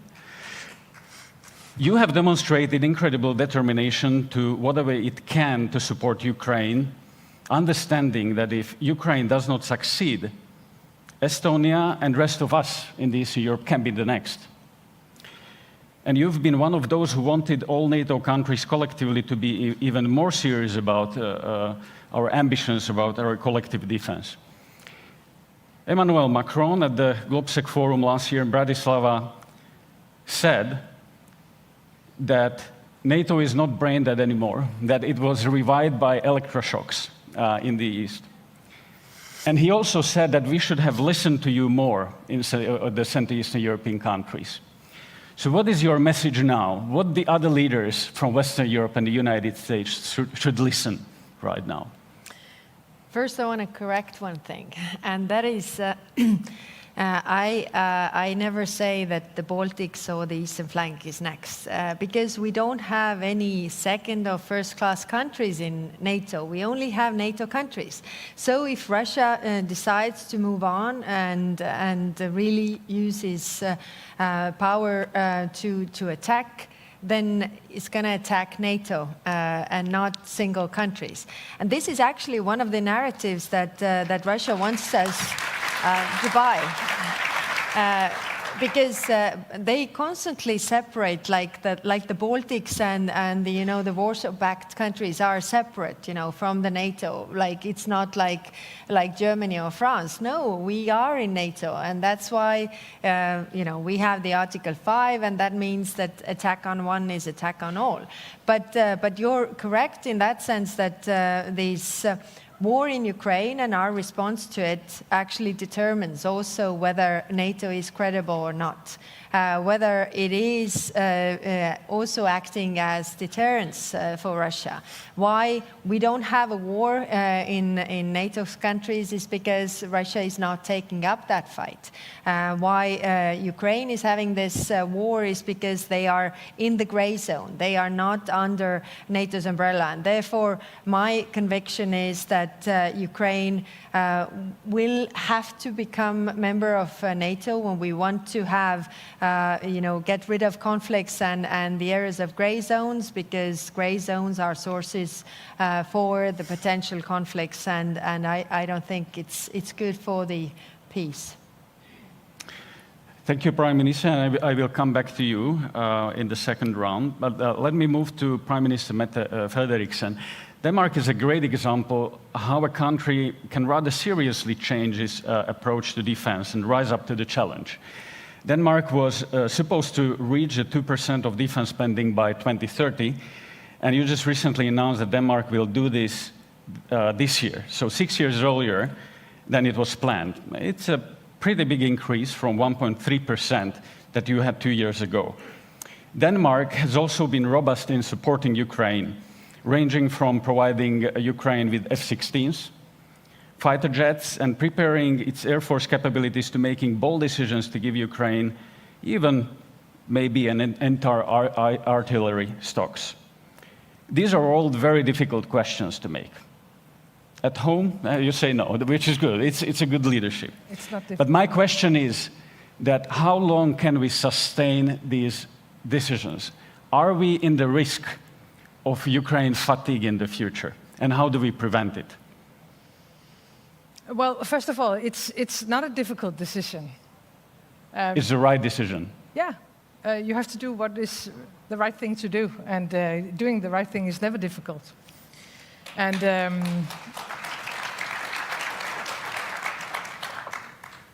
you're totally right.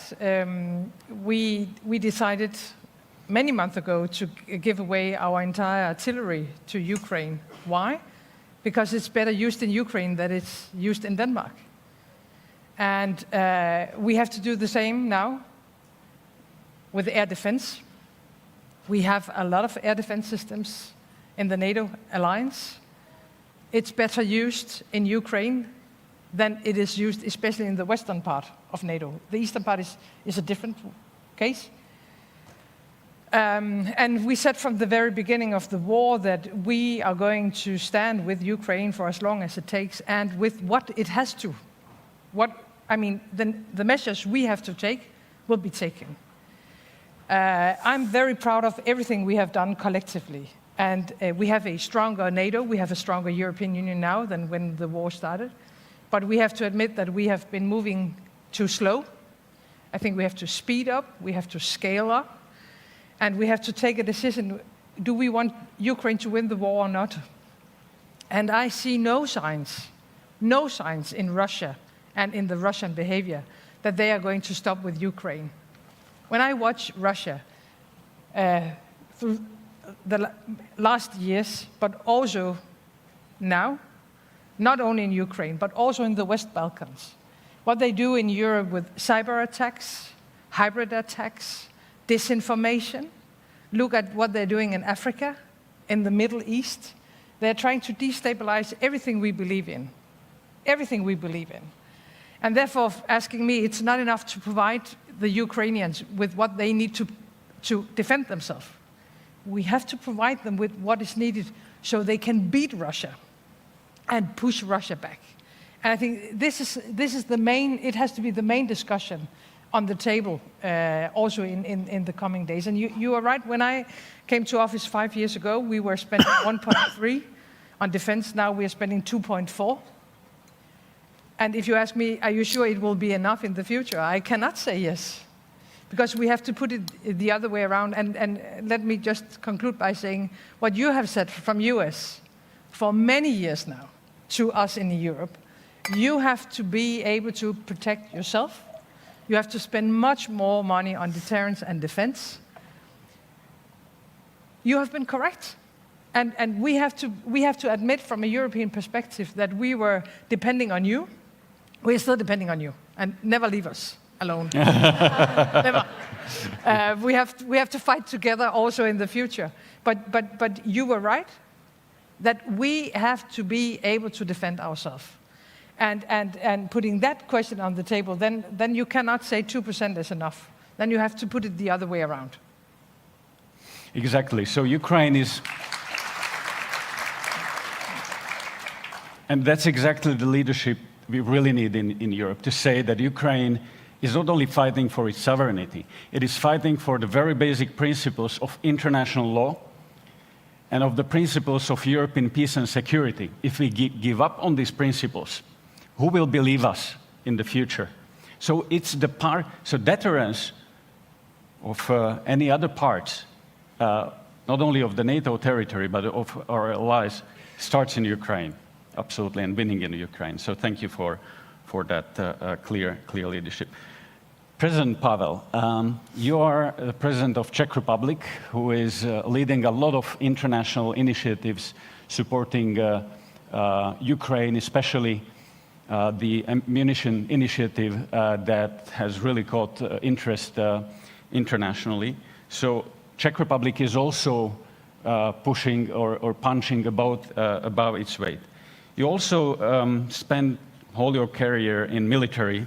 You were also chairman of the NATO Defense Committee, and you will be hosting the next GLOBSEC summit in Prague, and we are very glad. Thank you for that. But your voice has been among the boldest when it comes to helping Ukraine, defeating Russia, and building strong Europe's military strength. But you also said several times that we need to manage expectations on the war in Ukraine.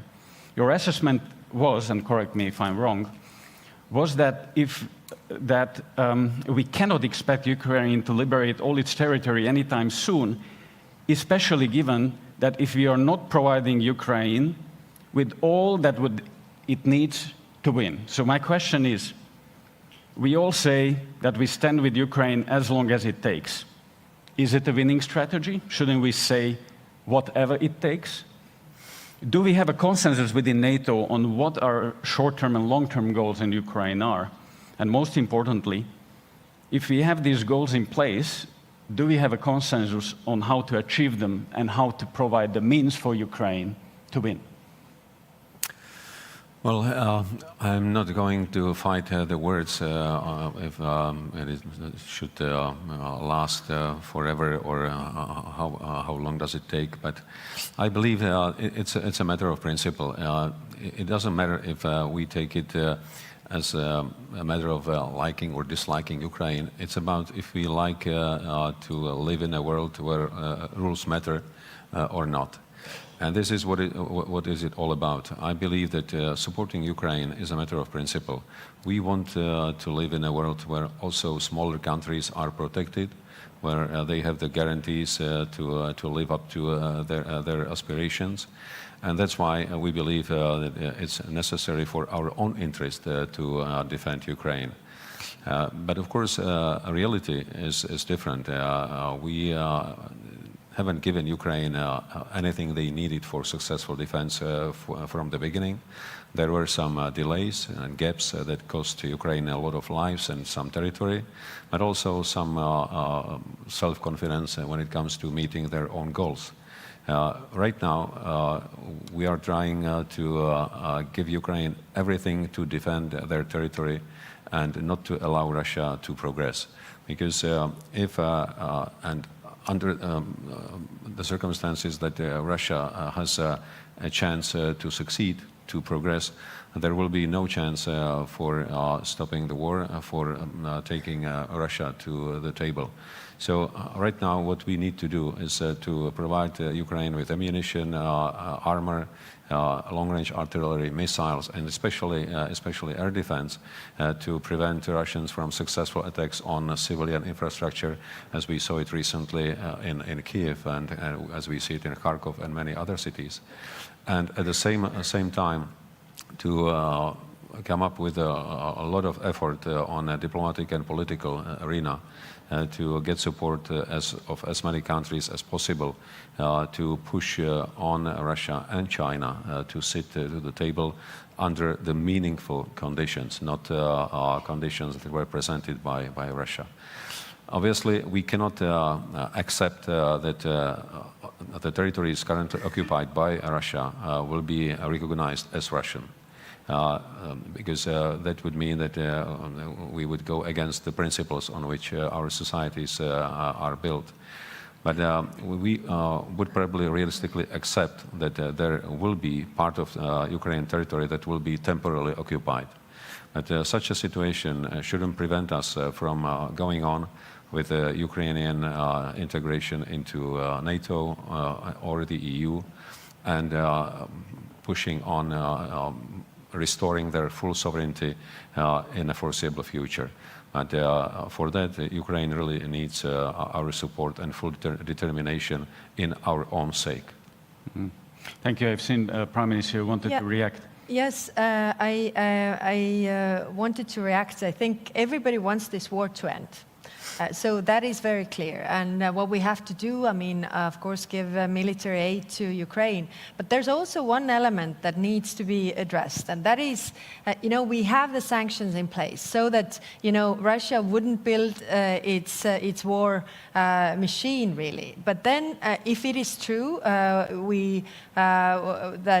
what was written in the media, that the Russian missile that hit the hospital, children's hospital, actually has Western elements in it. So they are not able to bomb if they are not using the Western elements to build this. Mm-hmm. And this is very important. When I go to different European countries that are further away from the war and don't see Russia maybe the way that we do, then I see this will still, to profit from it. It doesn't really concern me. I just want to do my trade, and we see the circumvention of sanctions. But these are the same companies that are complaining that our businesses are hurt, our economies are hurt because of it. But actually, we need to concentrate our efforts, everybody. And of course, it's painful. It's painful, but if we do it, the war could be over sooner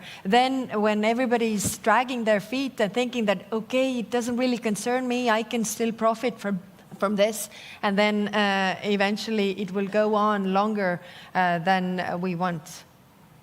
Yeah, absolutely right. Let me move to Senator James Risch.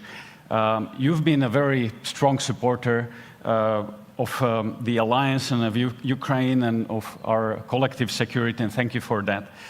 And all of the countries represented here at the NATO summit have done their utmost to support Ukraine and to raise the bar when it comes to the defense spending.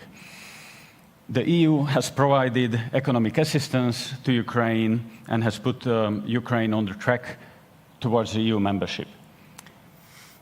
Do you think we are doing enough? What can be done more? Let me take that on, but before I do, I want to respond very briefly to what the Estonian Prime Minister said right at the beginning regarding the Baltics. Right after the invasion, a number of people from the Baltics came to see us here in America, and they were concerned. And NATO had become stodgy. We'd forgotten what it was formed for. NATO was formed for the exact circumstance we find ourselves in today. I told my friends from the Baltics, I said, look, Article 5 means exactly what it says. An attack on one is an attack on all, not one square inch, whether it's in the Baltics, whether it's in London, whether it's in New York, not one square inch. Mr. Putin, listen. Article 5 means exactly what it says. I make that commitment now for the United States, and the United States is there to meet that commitment if we ever have.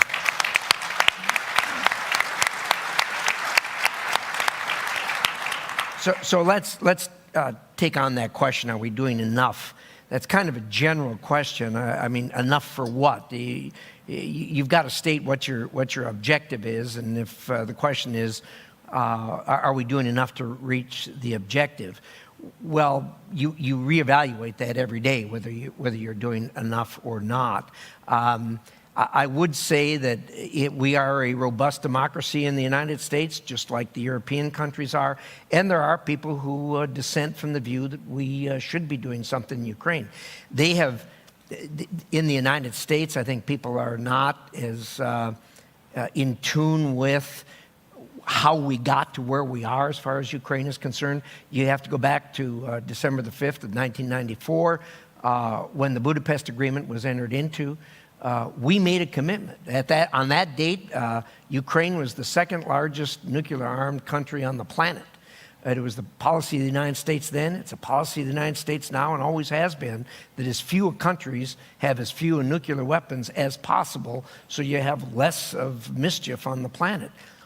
We said to the Ukrainians, as did the British at the same time, give up your nuclear weapons. They're going to cause you a lot of troubles for a lot of reasons. And if something happens, we'll be there.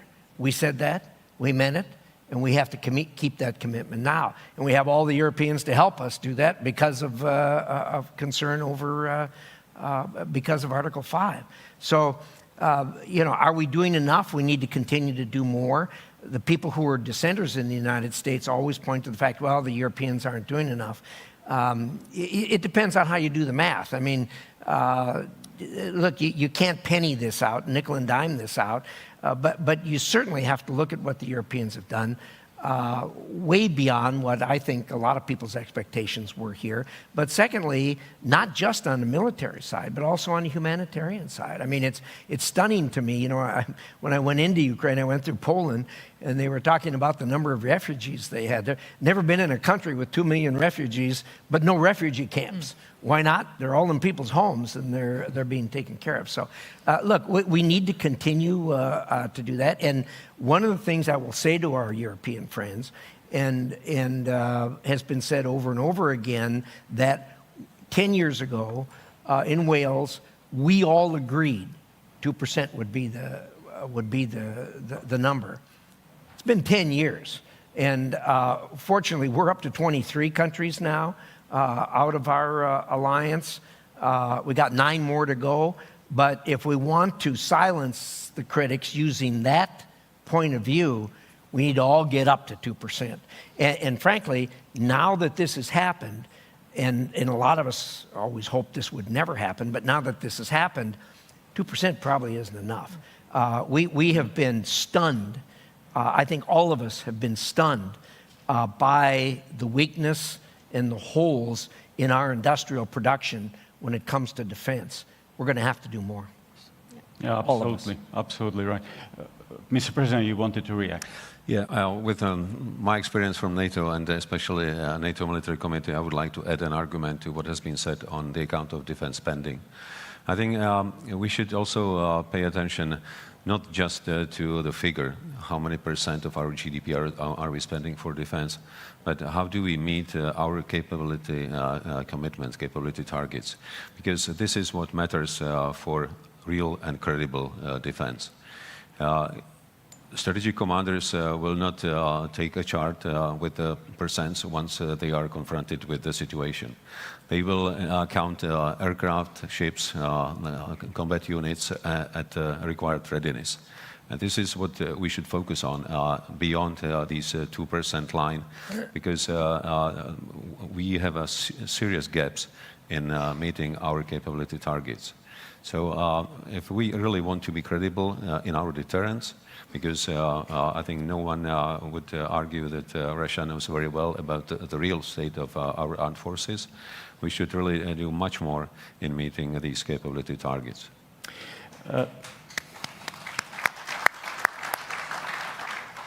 I will give you the word in a second, but I would like to follow up on what you said, because we at GOPSEC in several reports, we've been saying that there are several transatlantic gaps. One is in the defense spending that we are closing down. Another one is in the efficiency, how we spend this money. In Europe, we have a huge potential still.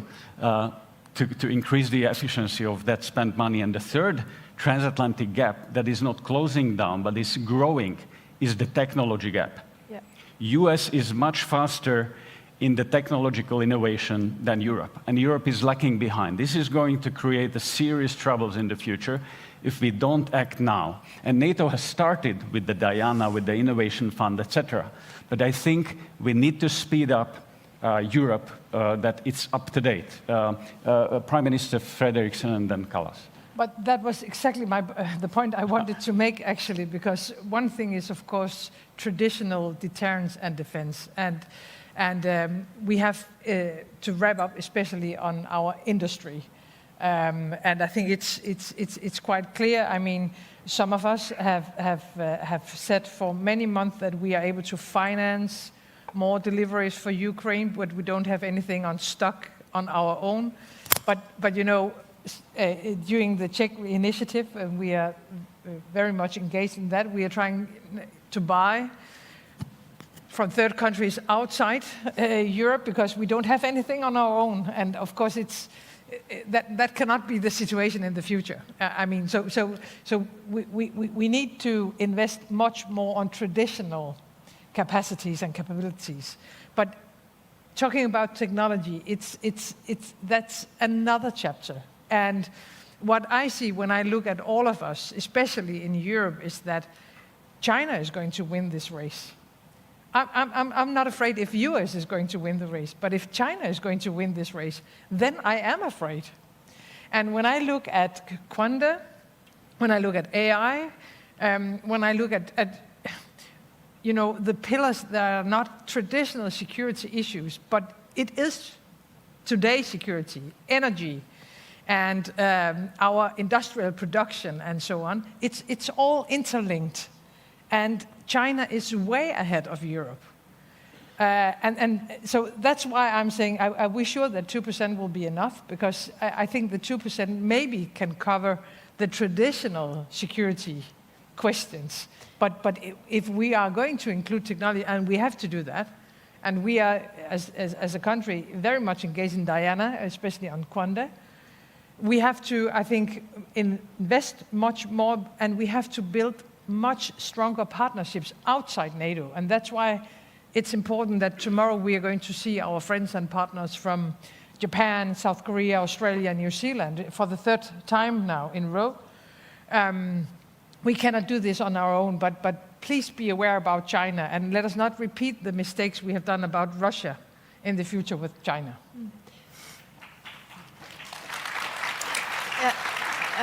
I wanted to build on that because innovation is the key, and I think there's actually also the possibility to take the costs down and be more effective.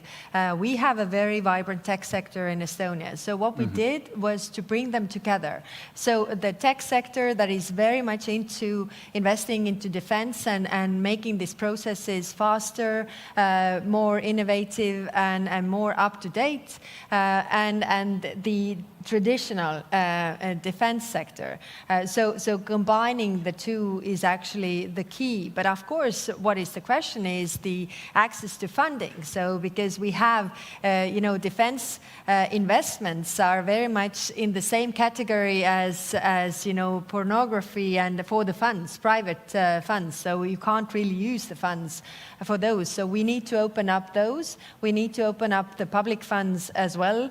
And what I also wanted to say is that I've been meeting with the defense industry, and it's a bit the chicken and egg issue. So the defense industry says that we don't have orders. We have slogans, but we don't have orders from the governments. Whereas the governments say that, from richer countries, one prime minister asked me that, where can I spend? I want to spend 2%, but nobody's selling me now because they don't have anything.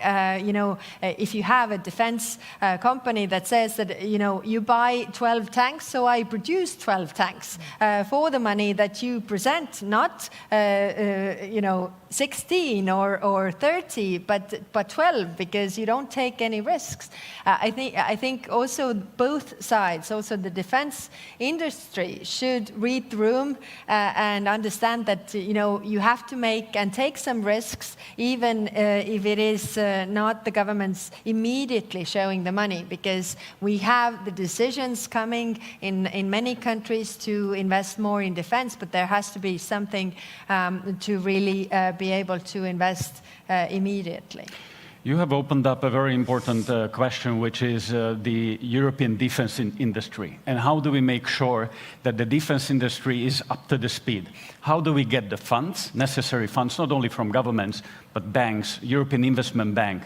They were banned to invest into dual-use products. So I think there is a lot that needs to be changed on the European level, in the European Union as well. And here, the next European Commission is going to be crucial in making sure that we are speeding up, because Russia has already begun with the war economy, and we are not there yet. And in long term, it's going to cause a problem. Yeah, I think the understanding is there. The understanding is amongst the prime ministers of Europe, definitely, that we need to move faster. But the question is how. Mr. President, you wanted to react. Yeah, I wanted to use the opportunity to extend the comment of Mette Frederiksen about how all these problems are interlinked.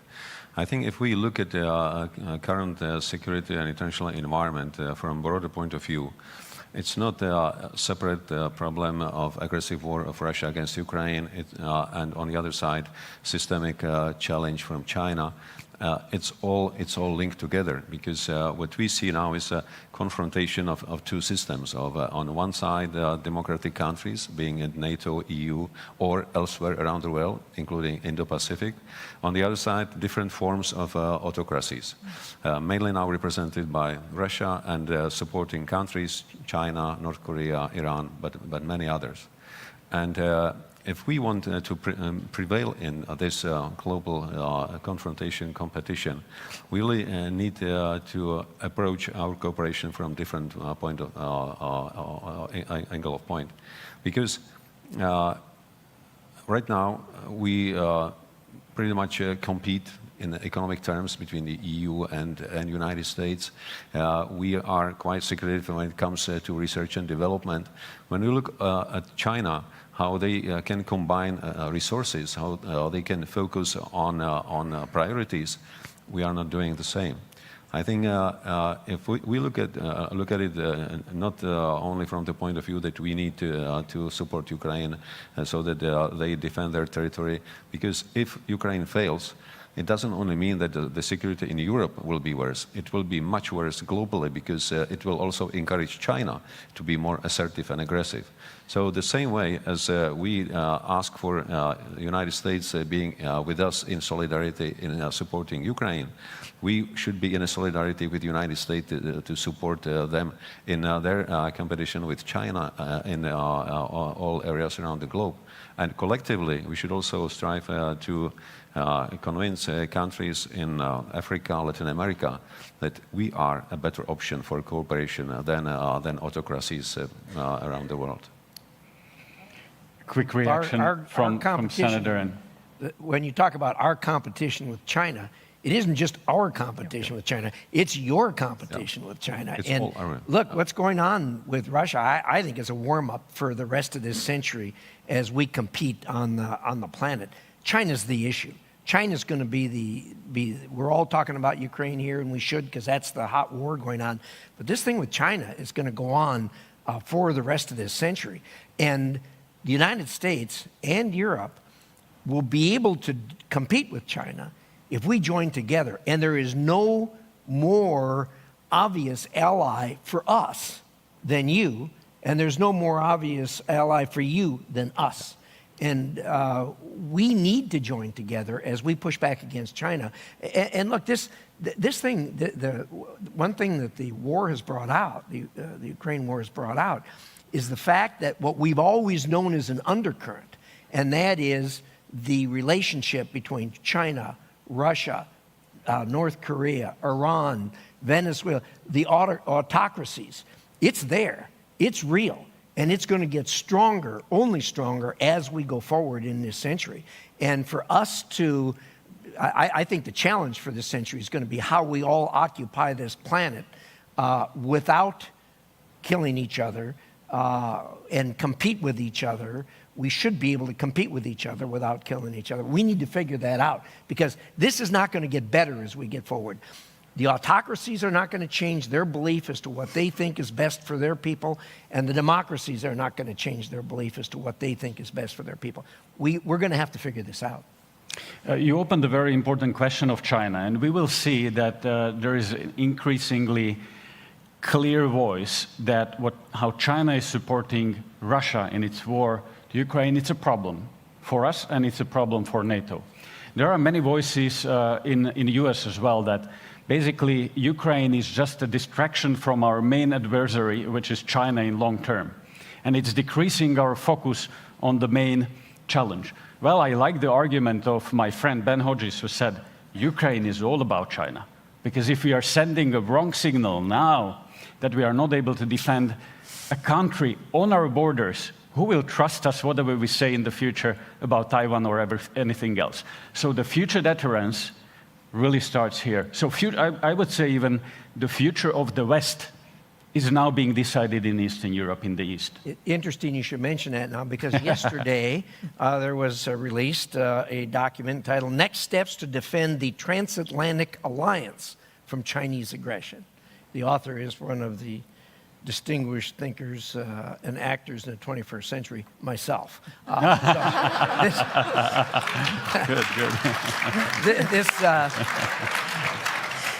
This is a follow-up to a report I did a couple years ago on the same subject, and it is becoming a hotter and hotter item as we go forward. So thank you for that commercial. We will all read it. It is free. I want to move to a question from the audience, and I want to enlarge the question, but I've seen you really want to react on China. It's just one thing is the signal, and I totally agree. If we let's be honest, if we let Russia take Ukraine, that will, of course, invite many others to do similar things. That's one thing. I mean, that's basic knowledge, and no matter what, it's a bad idea to allow Russia to take a European country. So I mean, that should conclude the discussion about Ukraine, actually. But the other thing, and I think that is extremely important, that the triangle between North Korea, Iran, and Russia is something we have to have as top of mind now. And there is nothing that integrates the three of them, except for one thing, that they don't like us. That's what combined those three, and they are willing to do, I guess, what it takes to defeat us. And I think we cannot only look at the triangle, we have to see how China is connected to that triangle. This is the new reality. And therefore, I mean, it's good we're talking a lot about Ukraine, but we have to talk about Russia. Ukraine is just one example. It's a terrible example, and they are paying the highest price. I mean, they are losing thousands of good young men and women. So they're paying the highest price, therefore we have to talk about it, but it's just a part of something bigger. And I think we have to understand that it's more a question about Russia than it is a question about a single European country, unfortunately. And all of these conflicts are somehow connected, and that's why we have this conversation exactly. So let me turn to the questions from the audience and online audience who are watching and listening us. There's a question from Matt Burton.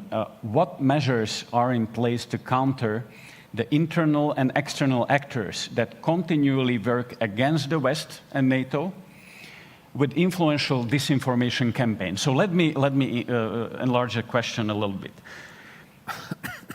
We are seeing that the frontal attack on Ukraine that Vladimir Putin has started 2 years ago is not only a frontal attack on Ukraine, but on all of us. He clearly said that his goal is to dismantle the Western-led world order. And he has opened several front lines. We are seeing the physical front line in Ukraine, but there is another front line of the same war inside of our societies, in information space. Is the same war, is hostile against us to divide us. There is another front line in energy, in economic dimensions. So we have to win in all of these dimensions to be able to help the Ukraine. We are seeing that Russia is increasingly active with its agents in Europe. We've seen bombings in Czech Republic, actually, in Vrbětice. We see a lot of hybrid war actions in Europe. Is this a new normal? Are we a subject to the aggression as well? Are we at war, or is just Ukraine at war?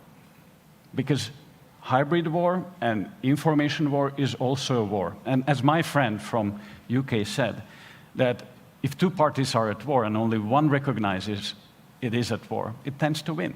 So shouldn't we recognize that there is a war that is waged against us in information space, hybrid, cyber, and many other domains? Because unless we clearly say that that's a situation and we appreciate the long-term impacts of that, we are not going to be able to win it. So that's my question to all of you who would like to be. Well, there is a shadow war going on. That is clear in all those domains that you mentioned. So the question for us is, what is our response, really? I mean, because we see all these events all across Europe and the Western Hemisphere, but we treat those events as isolated events, not connected to each other. I mean, there's a fire in a warehouse, so it's treated as a fire in the warehouse, although we have intelligence that actually, Russians wanted to set the fire in that warehouse. So the question to us is, what is our response? Is it because it's also it could also be a provocation, because Russia wants us to react very strongly. So how to find the balance is a big question. I think we have to raise the awareness. We see this in our intelligence, but I'm not sure that everybody does see this in the same way. And then the question is whether, we are being the frogs that are being boiled, because every next time they're bolder and we don't react. So how do we address this? And we have discussions going on in NATO about these things, but they are really very initial. It should start from the awareness, the same awareness of all the members in NATO. Thank you, to answer your question, I think it is not so important how do we see us at what stage we are finding ourselves, because we heard a number of academic discussions if we are in war or not, because we still work in the categories of peace, crisis, and war. But for Russia, it looks different. They see at a history like a continuous conflict, where only intensity and tools differ. From time to time, they are using hard power. From time to time, they are using hybrid tools, which we see today. Since the times of, we call it Gerasimov doctrine, but actually it came up earlier than Gerasimov. But it was around 2010 when Russians came up again with their vision of non-linear warfare, where all the kinds from cyber, hybrid, disruptive operations, sabotages, up to hard war fighting are present. So actually what Russia is doing against us is a continuous conflict, that they are using tools that are available, that are much cheaper, quite often more effective than hard weapons. If you look at information operations that they are doing now, all of these disruptive events within the hybrid warfare across Europe, they are to make us unsure, not trusting our institutions, and being always under pressure. So we need to take not only passive measures, but also active measures to defend ourselves against this kind of warfare, because this is the way how Russians see the world, and we have to see it from their perspective, not from ours. Prime Minister Frederiksen, and I would just follow up that, of course, we need to watch very closely all the disinformation campaigns that are going on in several countries in Europe with the goal to divide us and to also alter the political conversation. Also, there is a role for both NATO and EU in protecting our critical infrastructure, because we are seeing that this critical infrastructure is under threat. So what do you expect from the NATO summit and maybe also the next European Commission in this regard? Well, first of all, I think we have been spending too much time discussing what we can say about this war and what we cannot say. What is the right wordings? I mean, if a foreign country is trying to destabilize Denmark by misinformation, I consider it as an attack against a democratic society. And the same way when they use hybrid attacks, cyber attacks, and so on. So I think let's call it what it is. They are trying to destabilize all of us, and they are using different measures, if it's Ukraine or if it's Denmark or Estonia or Czech Republic. And therefore it's so dangerous what they're doing. And talking about one of the mistakes we have made, I think putting a lot of red lines on the table when you are handling a war is also a mistake. I mean, it's simply giving the enemy two good cards on his hand when you are, all the time telling Russia what we are not going to do or what we are not going to accept, instead of putting it the other way around, that we are willing to do whatever it takes to defend Europe and to defend our alliance and to defend the world order that we believe in and that we have built since the end of the Second World War. I think the awareness is rising. I agree that we cannot see all these episodes as isolated. We have to see the system in it, and they all, again, it's all interlinked, and therefore I think we have to take it more seriously. And maybe the most important question as NATO countries is: are we going to accept it?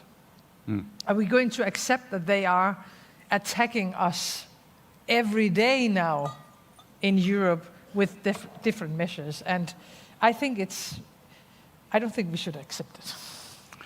Thank you. So we are running out of the time, and I have plenty of questions. But let me ask one, and that's that NATO has proved to be very vital 75 years. Politicians are coming and going. We have elections everywhere. And there is an important election coming up in the United States.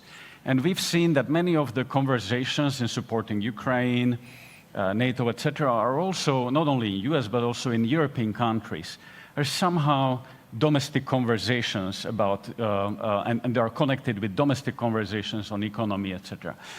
But my question is, what do you expect that how the election campaign and the elections might change the conversation in the support for Ukraine and for NATO? Is that for these guys? Well, I can give you a very clear answer that I don't know. Look, the United States has a treaty that is a NATO treaty. Now, admittedly, Ukraine is not part of that treaty. Nonetheless, the attack on Ukraine is as clearly as close to that treaty as you can possibly get.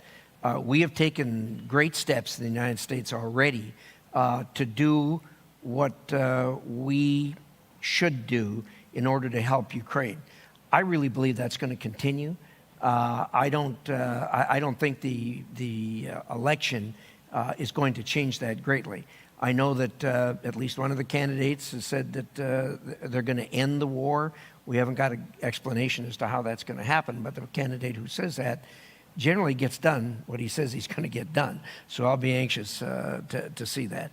But look, I think people should not be wringing their hands over this. This is, as far as the Congress is concerned, which is where I come from, the vast majority, and it's only a small minority, are saying that we shouldn't be doing what we're doing. I mean, look, this is the right thing to do. America generally does the right thing that should be done. And given that, I have confidence we'll be there. Thank you very much, Senator. And let me thank all of the panel, because this was a wonderful conversation. And this shows that we had the US and 3 small countries of Europe who have shown the way how to raise up to the challenge and how to support Ukraine. And I think there is an increasing understanding of the situation we are in, that we are going to be in a difficult situation, but we all understand that we are stronger together, and that we need to do whatever it takes to secure Europe and Ukraine. So with that, thank you very much for the conversation.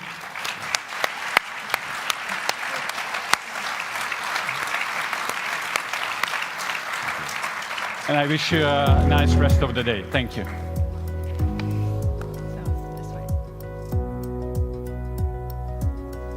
Thank you so much to our panelists and our moderator for such an engaging conversation.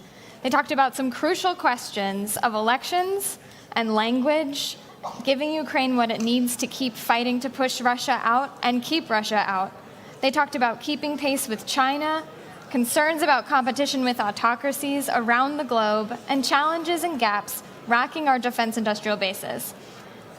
We will now be viewing a second video from the NATO Youth Summit, which took place on May 14th in Miami, Florida in the US, and Stockholm, Sweden, with watch parties viewing around the world. The NATO Youth Summit delves deep into the most pressing global issues of interest to youths. Let us all now learn something from how the next generation will tackle the future issues of the alliance. On May 13th, at the NATO Youth Summit in Stockholm, I warned about the dangers of disinformation and the imperative to tackle the challenge more robustly. The time to act is now. There is no need to wait for further reports and no time for half measures. We need to be decisive and commit ourselves collectively and without reservation to a much more assertive approach. Winning the information war is foundational to our security, and as NATO youth, we say without hesitation that our leaders must rise to the challenge. In the 75th year of our Transatlantic alliance, we celebrate our steadfast commitments to peace and to security. Our ability to maintain unity and effective deterrence is more crucial than ever. And our success in doing so will serve as the ultimate testimony to the strength of our common values. Emerging technologies can significantly enhance our defence capabilities. However, they also introduce new risks. Cyber attacks, AI-driven disinformation, and the development of autonomous systems all pose serious threats to global security, stability, and to the democratic ideals which unite us as allies. With the rise of AI, cyber threats are becoming a more increased threat. Just like a double-edged sword, while AI enhances our capabilities, it also creates new security challenges. AI's ability to analyze vast amounts of data can strengthen our defenses, but can also be exploited by malicious actors. Therefore, NATO must adopt proactive strategies to create robust security measures. Quantum computing, sensing, and communications could revolutionize defense, cybersecurity, and help strengthen our deterrence against Russia and China, which has already made achieving quantum supremacy a national priority. What NATO's leaders should think about now is how the organization can become a facilitator to bring together the expertise and strengths of allied nations to drive quantum innovation and empower its application in allied defense. The time is now to make sure that NATO and member states remain at the forefront of quantum innovation and realize its potential. When we talk military tech or innovation or countering disinformation, those are all reactive actions or actions that will help us win a potential hot war. But the most important strategic question that we have to find the answer to and start working proactively with is, how do we change the will of the Russian people? If we really are committed to the desire to live in peace with all peoples and all governments, we have to change the will of the Russian people to stop being aggressive towards its neighbors, as well as funding international crime and terrorism, so that we can achieve a sustainable and stable peace and save succeeding generations from the scourge of war. Our democratic values are victims of the self-imposed red lines. Our democratic values are victims of the appeasement of dictatorships. As we face the largest war in Europe since World War II, with Ukraine at its forefront of protecting democratic values and paying the highest price with the lives of its people, we find ourselves trapped by these self-imposed red lines. It's not time to appease the axis of evil any longer. Without adherence to rules, everyone's sovereignty and territorial integrity are under the threat. It's time to demonstrate the strength and unity of democracy. Ukrainians have been remarkable in defending their country, but they need your support. But do not support Ukraine just enough to survive. Support Ukraine to win. We know that decisions in democracies take time, but time in Ukraine is not measured by days, hours, or weeks. It's measured in human lives. Therefore, do not let political games and individual interests get in the way of decision-making. Therefore, I urge you to be bold, to be brave, and to be decisive. The biggest gift for NATO's 75th anniversary would be a victorious and free Ukraine. Thank you. What a great way to highlight the individuals and issues that will be shaping tomorrow with our youths. Now, please join us for lunch, where we will all be able to discuss these pressing issues before resuming our programming. For those of you joining us online, you will now hear a series of interviews. The first from His Excellency Alexander De Croo, Prime Minister of Belgium. The conversation will be moderated by Elena Kudsko, Vice President for Policy and Programming of GlobeSec.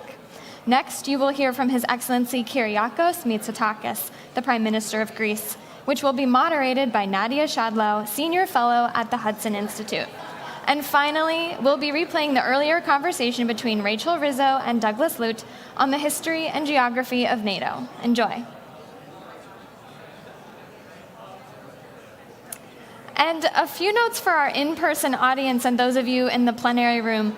We kindly ask that you refrain from saving seats, as it is disruptive in the room and impedes the flow of traffic. Also, please be mindful and do not leave your personal belongings in the plenary room during pauses in programming. Our programming will resume at 1:15. Enjoy your lunch.